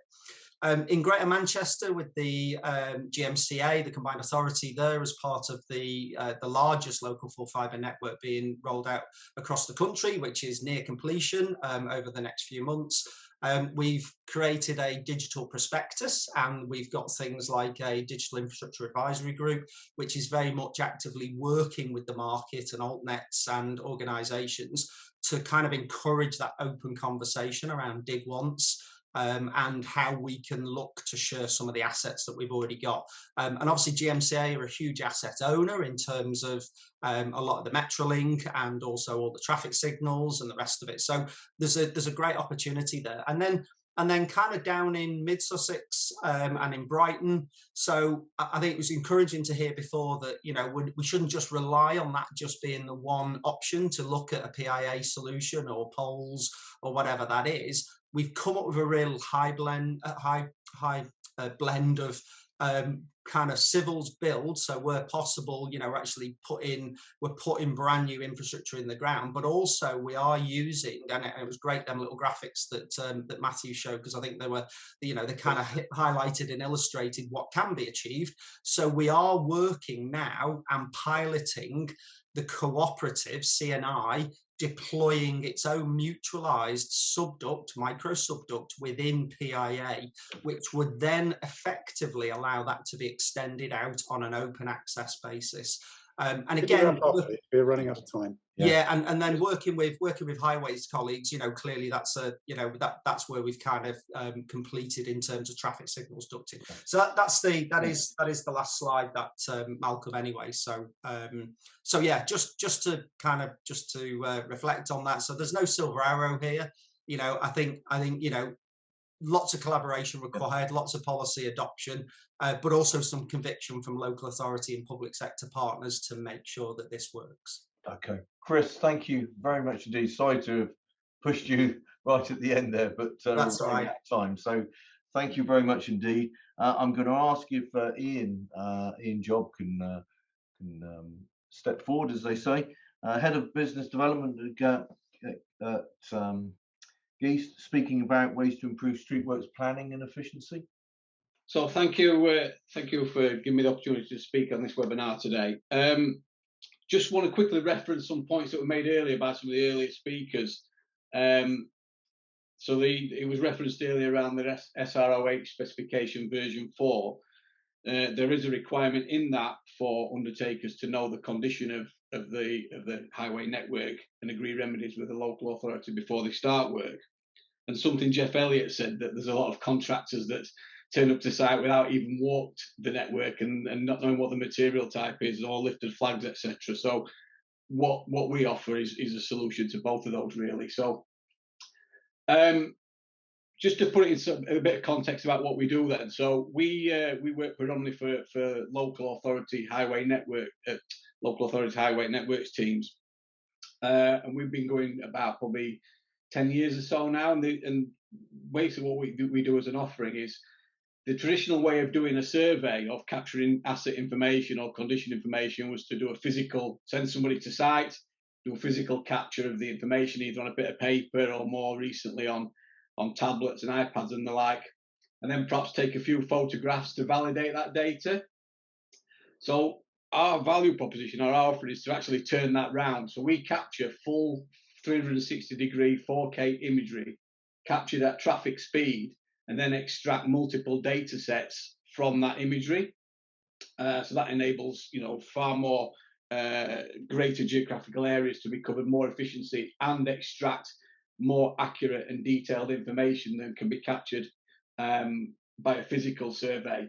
As I say, we've been working for a number of local authorities now for a few years, and this is kind of just a bit of a testimonial from one of our clients in Southwark, that basically saying that we provide more detailed and more volume of data at a third of the price of a traditional manual survey. So we work, as I say, we work predominantly for local authorities, providing highway condition data. And we've got about 25% of the UK market, so that's both by number of authorities and network length. And we're about to secure a project with all 22 local authorities in Wales. So we're going to be doing all of Wales in the next kind of 6 months. So what we're offering here is not a theory; it's a proven technology and a proven methodology that is bringing value to predominantly local authorities, but also utility clients and FTT operators in the UK. So, as I said, that's what we do. We drive entire highway networks. We capture high definition imagery of the entire roadscape. It's then analysed by various processes, from human inspection to artificial intelligence.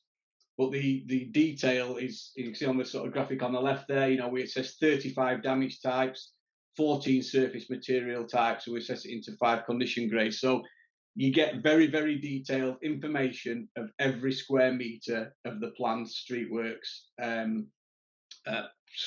route. I mean, this probably screenshot doesn't really do it justice, but it kind of gives you an example. So we split it into polygons by material type and or condition type, and you've got that detailed information. So this information can be used by FTT operators at planning and design stage, so it can be used in your planning, budgeting and forecasting, but then you can equally provide it to your contractors and your civils guys at mobilisation stage, so they don't need to walk the networks. You can tell them what it is, what the condition is of every square metre before they deploy. Similarly, that's the sort of kind of surface material, both of footway and carriageway. Equally, we capture network highway asset information. So this could be utility covers in the highway or in the footway, be they steel or concrete, or other network assets that you might want to consider, like, for example, safety barriers, pedestrian crossings and the like. I haven't got a slide on this, but equally, those that's been on these webinars before will have seen my presentation that we can also capture PIA information, like poles, existing poles, spans, drop wire information, and the like, all that captured at traffic speed information. And with all the data, every one of those kind of polygons, every one of those point asset information, you get the supporting imagery. So you can do a virtual walkthrough if need be. You've got image evidence of the existing condition. Every image is time and date stamp and location stamp, so you know exactly where it is. You say you can do virtual walkthroughs from your desktop, or if you've got queries ongoing in the future with regards to warranties, you've got a full validation of what the condition was before the work started. As an example of that, we've just in a utility project we've just done for in the water sector, as it happens. There's a major project that they've got on where it's going to have loads and loads of vehicles going down a stretch of highway for a number of years. We've done a detailed assessment of what the current condition is. We've made recommendations of remedial works they could do in advance of causing damage. And obviously you've got validation there for for post works to know what the condition was like before. So as I say, don't just take my word for it. You know, I say we work for about 25 or so 40 odd local authorities.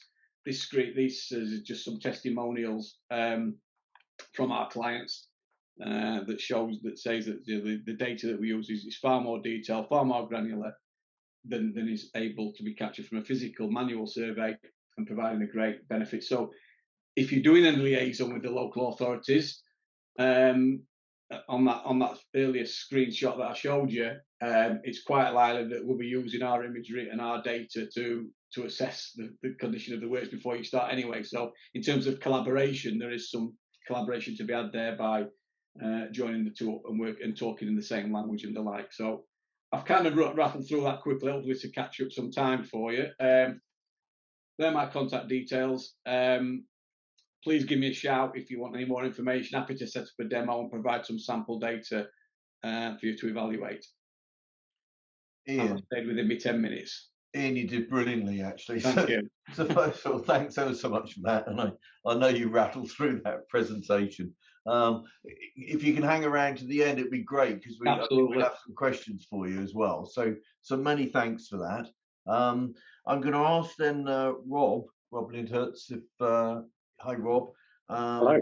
If you could talk about Asset Hub actually, and if you also could contain yourself within the allotted time, that'd be fantastic.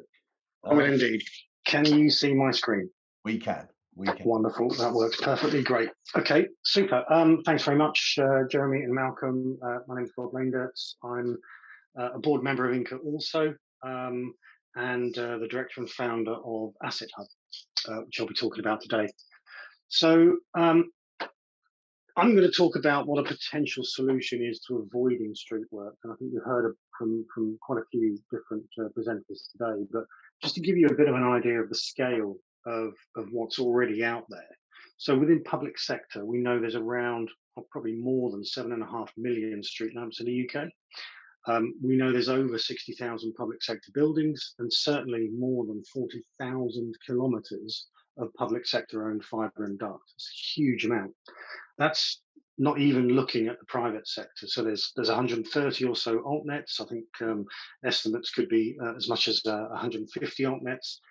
Up until end of last year, they covered about 6.6 million premises with full fibre, and the ramp up is continuing. So the altnets plan to reach 30 million premises by 2025. As does BT and Virgin, by the way. So there's going to be a fair amount of overbuild coming. We know there's a huge amount being invested in alternative broadband, and a huge amount continues to be invested in full fibre and in 5G and IoT. Lots more investment coming, lots more build coming. So our solution really is to try and reuse wherever possible and to make that process as easy as possible. It reduces costs, it speeds up deployment, and it helps generate revenues for those asset owners. But in doing this, you also create more problems. So different asset owners have different processes. They have different workflows, different approvals, and there's no real common understanding within the industry of what many of these assets are. Trying to buy a dark fibre from one operator is very different from buying a dark fibre from a public sector organisation. Often you may want assets from multiple asset owners at the same time, and that compounds the issue. And we know that public sector are, probably less focused on telecoms, to be fair, and sometimes the asset records are poor as well. There may also be security concerns around what asset information you share with others. And that could be to avoid overbuild. It could be because it's part of critical national infrastructure or other security concerns. So with Asset Hub, what we've done is we use Asset Hub to define a set of common products. So what is a standard dark fibre? What is a standard street lamp access or an Ethernet access or a building access, and so on. You then define a set of standard legal contracts or T's and C's or SLAs. And an industry does actually need to agree some of this stuff, but there's some good benchmarks that's already been carried out. You can define the asset security and privacy policy. So as an asset owner, you can decide what assets are visible to others and who can view your assets. So you can create like a whitelist of approved users, and you can choose not to display your assets to other people. And those assets get mapped by a variety of different means. It could be standard address postcode, it could be coordinate or UPRNs. They could include things like duct and fiber, the CCTV that was spoken about earlier on, the ducting around that, existing street furniture or buildings, mast poles, even down to IoT devices and sensors and 5G devices. And then you can start to load up supporting data sets that can help you in your decision-making process. That could be, where are the areas of outstanding natural beauty or SSSIs? Utility data is a big one. Where's the power going to be for powering your cabinet or your pole? Not spot data from a mobile perspective or even a broadband perspective can be loaded up as another asset data set. And then what the platform does really is it manages that workflow from the inquiry coming in a standard way to generating a quote, placing an order, and having a contract between two parties. And it gives you a full audit trail of the actions that are carried out. So as a quick example, I'll whiz through this quickly. An end customer may want a dark fiber connection. And the operator may say, well, we haven't got any dark fiber, let's check to see who has. And the Asset Hub has a growing list of fiber operators in the platform that have already loaded their solutions onto the platform. So it can respond quickly with a list of potential providers of dark fiber, or it could be any other service. Customer says, yeah, interested in that, let's get a quote, thanks very much. And then the seller, the asset owner, decides then what price they want to sell that at. It could be automated with standard pricing, but it goes back to the customer and says, yeah, here's your price. You can rent it for so many pounds a year. Buyer comes along and says, yeah, I'm happy with that. Let's build a contract. That gets stored. Customer is happy, theoretically. That's simplified the process enormously, but that's essentially how it works through the platform. And then what does that do? That gives more market transparency for the buyers. They can get more choice of solution. Pricing becomes competitive. There's cost savings. The sellers get more efficient use of their assets and potentially new revenue opportunities, especially public sector, who can make better use of their assets. And the whole market has more of an efficient use of these assets, and coverage can get built out far faster. So what are we doing next? Well, we already won an award for part of Connected Britain, one of the barrier busting awards. We've just been successful as one of the pilots from DCIA, which was mentioned earlier. That's a DCMS project for reuse of public sector assets. And we're working very closely with Dorset, BCP and Hampshire Council, along with some of the other partners, Ian, who spoke earlier from Geist. Ordnance Survey are part of our group as well as some of the major tower operators, Seafield, Wigan and Cellnex. We're already mapping loads of weird and wonderful things from your standard street lamps, those that have been pre-approved for potential additional loading of 5G antennas, fibre and duct, both public and private sector, the cabinets, the chambers, etc., buildings, mast towers. We've literally just about to map a 5G connected buoy in the sea off the coast of Dorset, which is going to be fun. We're looking at utility infrastructure, what certainly electricity infrastructure is there, so you can make those decisions. Fibre in water is a big piece that's I know DCMS are working hard on. We're also talking to some of the technology partners and the water companies about how to map their assets. And by the way, if that works, it's a game changer for the UK. Our initial analysis shows that it's not that much more expensive than PIA to deploy, but much quicker and less digging, clearly. We're mapping IoT sensors and supporting infrastructure, the poles and the networks that support that. We're very keen to work closely with the NUAR crew at Atkins as that program develops, I think we can certainly look to collaborate more effectively. And and we're looking at how do we automate this as much as possible through APIs to existing platforms and systems. That was a whistle-stop tour, so hopefully I've kept you all to saved a bit of time. But if anyone wants any information, just get in touch. So thank you very much. Thanks, Rob. I think we'll be talking about asset reuse in a minute, and hopefully on some of the questions and answers. So, by the way, Jeremy, I've kept a couple of slides in reserve about sort of those products and standardizing access if we need them, but we can talk about that later. Okay, thank you. Thanks, Rob. Well, we are going to then move on to Alex. Alex, please, DCMS Portfolio Manager. We're going to be talking about fibre in water. If I could ask Alex to step forward, as it were, with Alex, do you have some slides? I do. Do you want me to share from my side? If you might be better. Can you see them from my screen at the moment? No. No. Okay. In that case, Alex, can you share them? And thanks, Alex. And if I could ask you again politely to trot through your slides, yes, and we'll go from there. And we can do some more in the questions and answers. Thank you. Yeah, no worries. Thank you very much for having me on here. So I'm here today to talk about fibre in water. I'll try and be as quick as possible in the process of time. So I sit within the 5G testbeds and trials program in DCMS.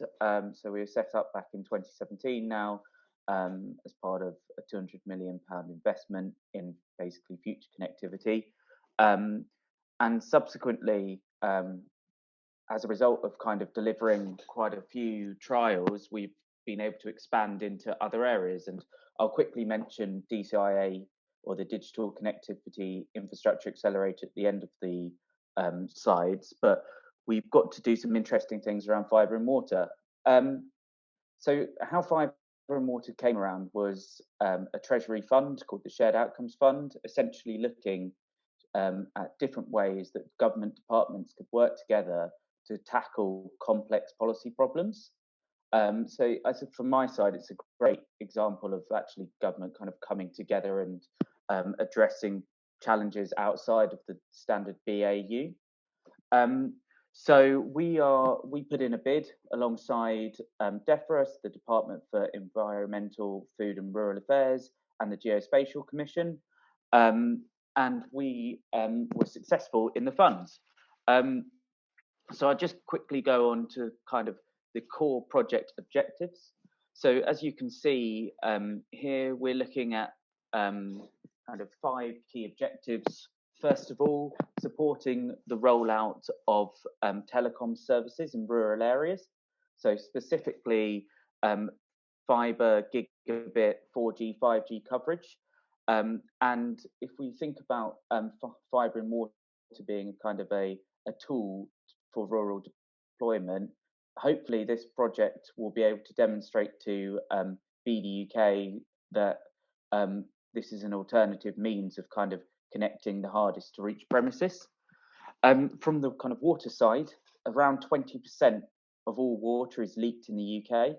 So can you use the fibre as a kind of sensor to detect leakage and reduce that? A kind of joint objectives is around the withdrawal of PSTN and subsequently 2G, 3G in the water industry. So a lot of the data and alarm systems are still copper-based or run on 2G and 3G. So what is going to be the impact to the water industry when those are turned off?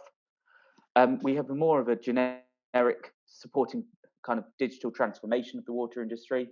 So you'll be surprised to know that the water industry does not have as much, or you might not be in some cases, that the water industry does not have the investment that the telecoms sector has. So hopefully this can kind of set a standard for future innovation and development in the water industry. And finally, working with the Geospatial Commission's National Underground Asset Register, and I know this has been mentioned a few times, what's different about this kind of project is it's an asset within an asset in terms of the kind of mapping and tracking. So those are the kind of 5 main objectives. I put some kind of key benefits to the water industry, for the telecoms industry to start with. So reducing the cost of a dig and reducing road work. So I'm sure that everybody can appreciate that. Reducing the carbon footprint of digging up roads, etc. And I guess this also links into the reduced water leakage as well. So water mains reach 99.3% of all premises in the UK. So again, it kind of makes sense to share utilities if this is a safe and kind of proven method to get to those hardest to reach places in the UK. And as I mentioned, the kind of PSTN and 2G, 3G withdrawal. And then there's also the kind of benefits to the water industry. So not only just around water leakage, but also time saved finding repairs and digging up roads to basically, or prevent digging up roads, digging up fields when you don't exactly know where water industry assets are located, which is a common issue for water companies. The next point is an interesting one. It's quite hard to explain. So at the moment, water companies can only report leaks that they know of.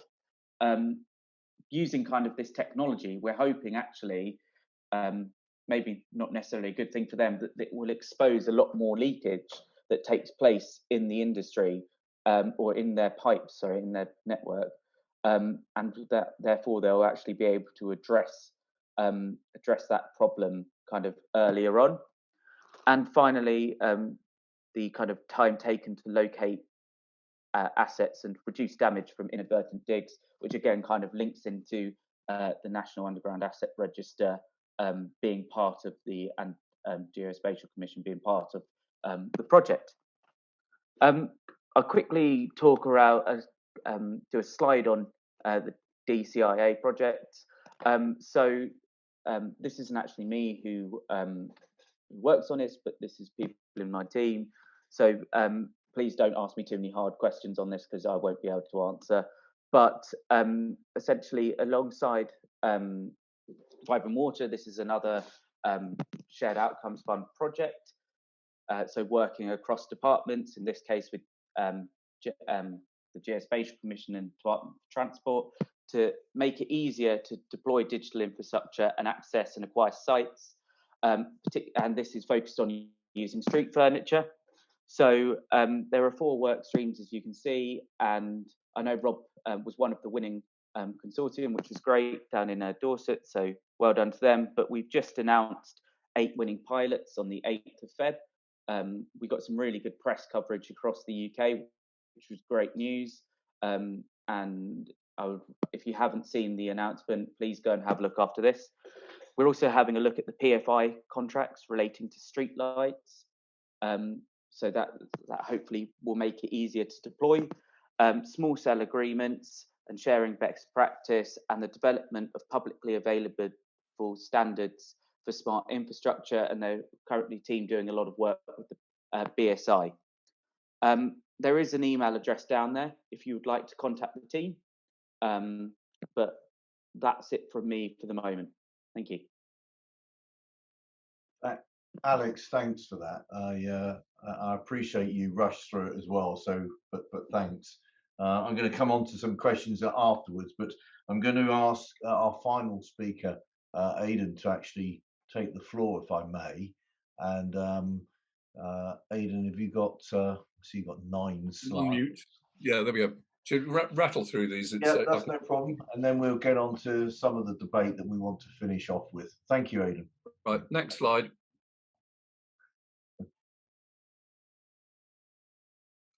So traffic light duct. This arose out of some work for Lumen. You could do it one at a time. Doesn't matter. On a very busy junction, Farringdon and Clerkenwell. We served an ATI notice, access to infrastructure, on TfL, and got the operator, Siemens, the contractor, to do a survey. What was astonishing was the amount of duct. There was 1, 2, 3, 400mm ducts on various sections across the road. What this is part of is getting fibre from one corner of the street across to either end of blocks in order to limit the amount of extra PIA build you had to get in to market to a block in London. So it was part of a feasibility for doing a PIA rollout. What we did find is the duct extended far farther away from the junction than we thought, because if you've got a busy junction, you have to synchronize the lights feeding the junction. The real benefit of this is that it would cost, we got a quote from Instalcom of £40,000 to £50,000, and possibly it would take 6 to 12 months to get the permit because of the disruption involved. Whereas the rental of the ducts would be, the starting thing was PIA rates, and it would be probably £1,000 a year. So a huge difference. This project didn't go ahead, but we have looked at other bits and pieces. So if you go on to the next slide. This gives you an idea of the fill. You see some of the stuff was empty. Even if you include the stuff on the right-hand side there, the ducts were sealed up, but the microduct, again, as feeds into the presentation earlier, there's plenty of room for sticking, 40 fibres or something down this without having to do any digging. Right, next slide. Other areas, there's loads of traffic light duct around. Again, done another feasibility study getting across the North Circular, but it's almost impossible to have got the permits for closing the North Circular down. Sampled areas, Bristol, Bath and St Albans. Next slide, next point. There are two main operators and installers of this, so the patterns of the way these things are laid out is very similar. And these are the people that the local authorities goes to do the survey. So this is just part of a kit. If anyone's interested, they can get in touch with me. Boats, this cropped up with Surrey Hills broadband. Byways open to all traffic. These are also known as green highways. It includes, for instance, the Ridgeway, depending on where you are. And it's bridleways and the rest of it are also included in there. You can construct on them. So next point. They are maintained by the public purse, and they are exactly the same as roads. So you use a NUSWA Section 50 or a Code Powers notice in order to construct. Next point. And the next point, sorry. So there's a statutory obligation to maintain records on all of these things. So local authority, the records are there. And we've done in the past did construction in Swindon and got permissions in Bath and North East Somerset, Oxford Council. Next slide. So this is the basic thing. If the highway is maintained by the public purse, the rights, irrespective of the land ownership, extend down to 2 spits. Great terminology, that, isn't it? A spit is a 12-inch spade. So you can get down to 610 millimeters, which is enough for a 300 millimeter cover. And there's a bit of legal stuff which quotes all this stuff. So you can build on that. Anyhow, that's the last bit of it. And I'm on to me 11th Code Powers application, all the rest of it. If anybody wants any more information about boats or traffic lights, then they can give me a call. That's it. There we go. Did I do it in 10 minutes? So you get, well, I'll owe you a pint of beer by the sounds of it.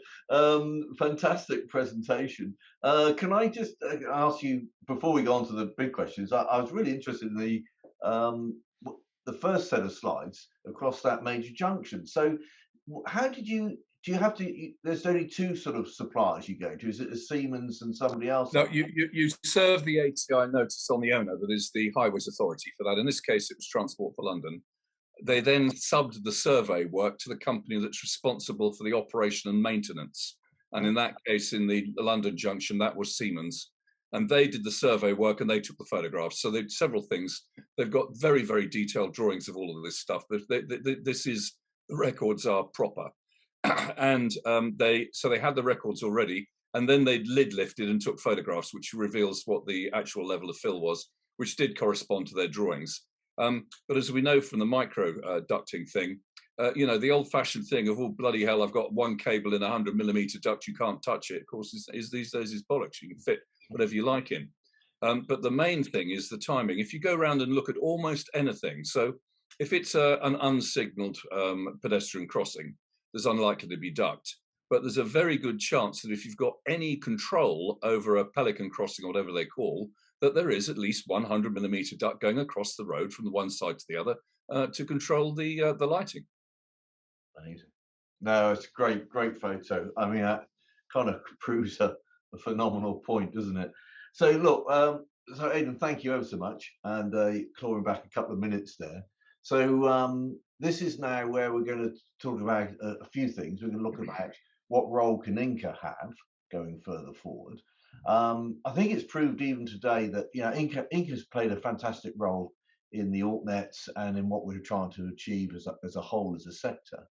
And the question is going further forward, as the momentum keeps going on the build and the sheer size and the investment coming into our sector, how do we get standardization, and how do we build quicker, and how do we do it once? And I really wanted to try and open up the floor a little bit if I can.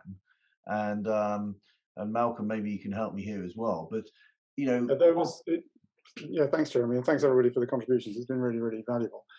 This last little panel session really is really at the suggestion of Rob, who said maybe INCA could play a role in helping to standardise some of the ways that we productise assets. Obviously, we've been talking about use of existing passive infrastructure assets, which are not PIA. So these are not the BT OpenReach PIA product, which is well known and in massive use amongst everybody trying to build, basically. But is there a role that INCA can usefully play in helping to standardise the way that we productise some of the other types of assets with other asset owners?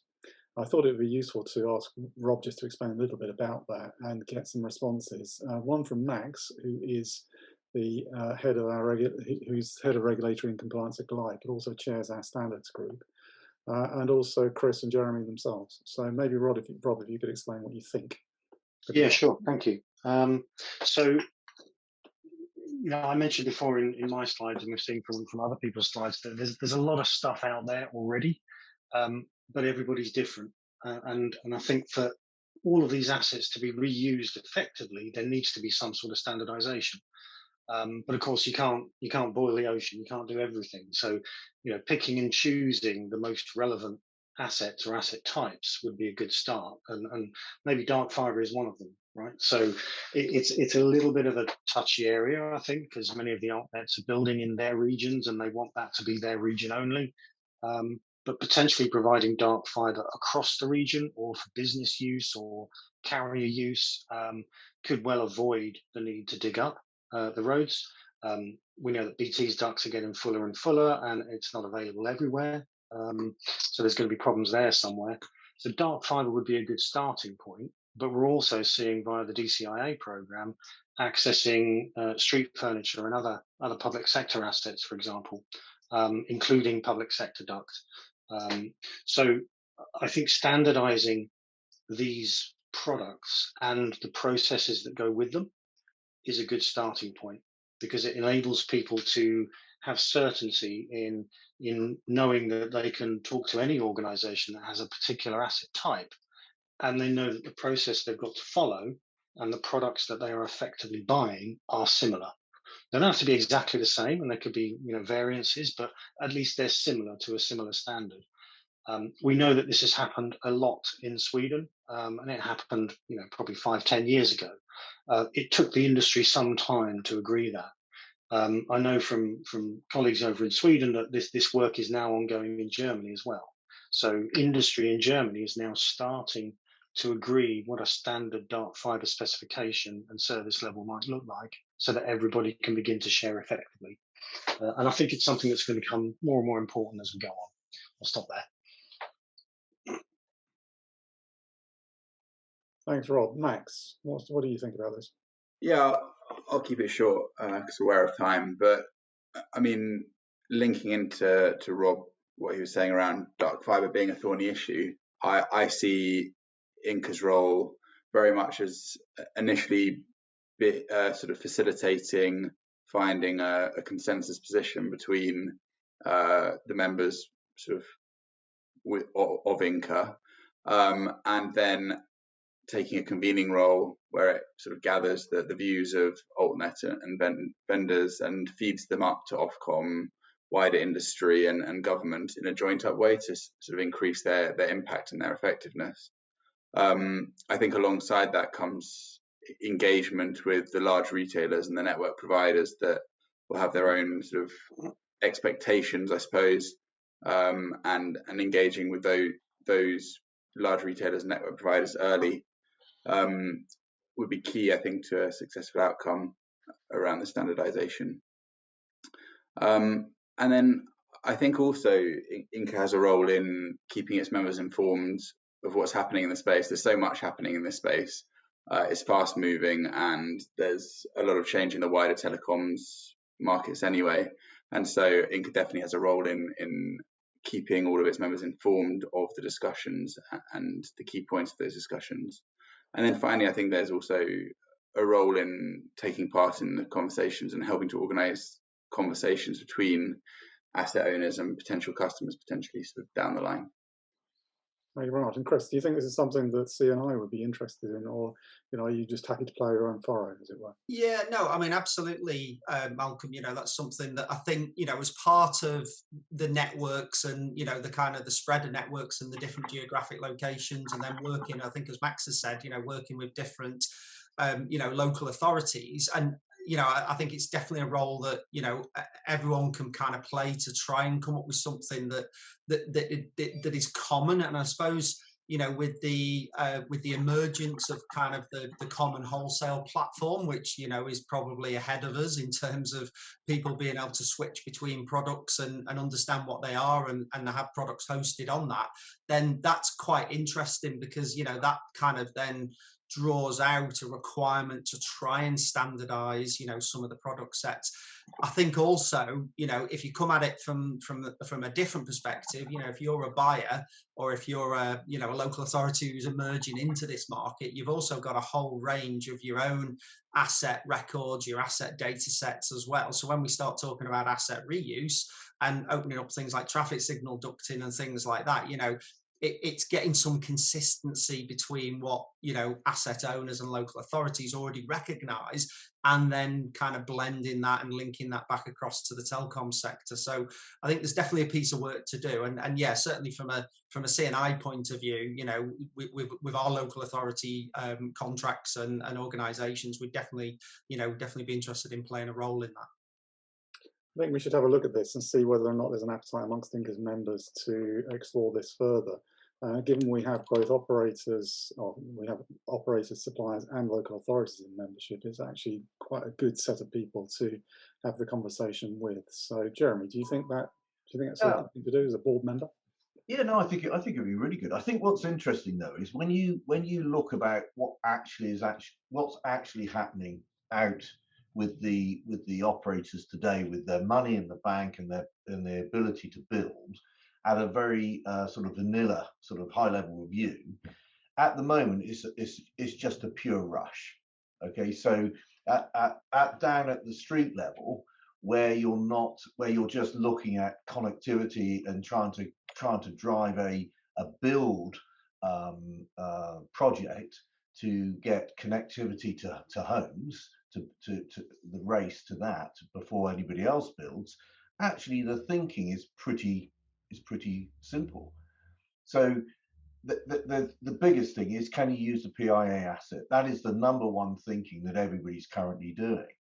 When you start to look at backhaul, or you find a really particular difficult junction, only because of time do you then start to look at alternatives. That to me is what I found. And what's interesting is whether you know how to contact or find out where these other assets are. That is the de facto issue facing most design companies or operators. How easy is it to get the next level of detail to cut either a cost or a time out of the build? I agree with you, Rob. When you start to look at reuse of fibre and things like that, I think that's another project in its own right. And I also think a lot of people who own fibre or own assets, be it local authorities, don't quite know how to price it. Exactly. Yeah. So they haven't come out into the commercial world with a package. No. And I think what people are talking about today is really important, because if they can, they innovate, then they start to advertise it and they start to market it. Currently, people don't know what's there. Well, Chris did, and in fact, Chris has got his hand up. I think you're about to say what I'm about to say, Chris. Yeah. So you've done a lot of work on that already, have you? Yeah, I mean, I think what's really interesting, there's a journey here that we've got to take, you know, kind of highway authorities, planning teams, who actually have either got a whole load of asset information and don't really know what to do with it, which is, you know, clearly what the Accelerator project is trying to do, is trying to bring organisations and groups of, you know, authorities together to start sharing some learning. And it was very interesting, I think Aidan's comments before about, you know, quite often some of that information finds its way through to the market, the likes of Siemens and, you know, kind of traffic signals providers who are holding a lot of that knowledge. And I think it's recognised as a real knowledge drain at the moment on local authorities, because people are leaving the industry. You know, there's a lot of people who've been with local authorities a long time. And actually, we've got to capture that and try and lock it in, but also educate, you know, highways managers, planning managers who kind of know it's there, but actually don't probably understand its importance and what role it can play. So I think coming at it that way, you know, and my suggestion would be, you know, for any of the altnets and organisations out there, you know, very much, you know, reach out to your highway authorities, you know, as your first port of call, and hopefully, you know, the work that I know, Rob, you're going to be doing with your pilot and the pilots we're supporting on, you know, we'll just start making and building that awareness, really. And Chris, I think you're right in that sense. I think the biggest issue is they don't know where their assets are, they don't know what the value is, but more to the point, most of them don't want anybody else to touch their little train set, if you like. So, you know, it's almost a multi-pronged approach to come from the top down, from the executive level. So this is important because. But Rob, I think what I think INCA could do, though, it could be the host for information, so that people start to see other local authorities selling their products and services.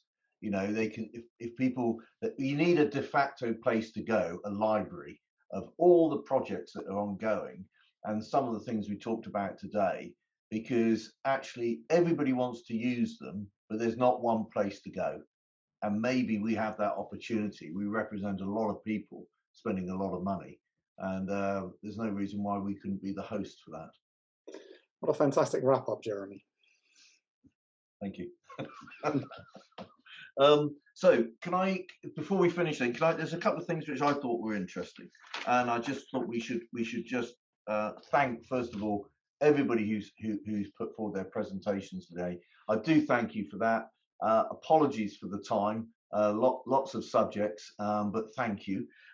Malcolm, just a bit of housekeeping. Do you think, if people are willing, do you think we could have a place where we could go and access some of that information if people are willing to share their slides?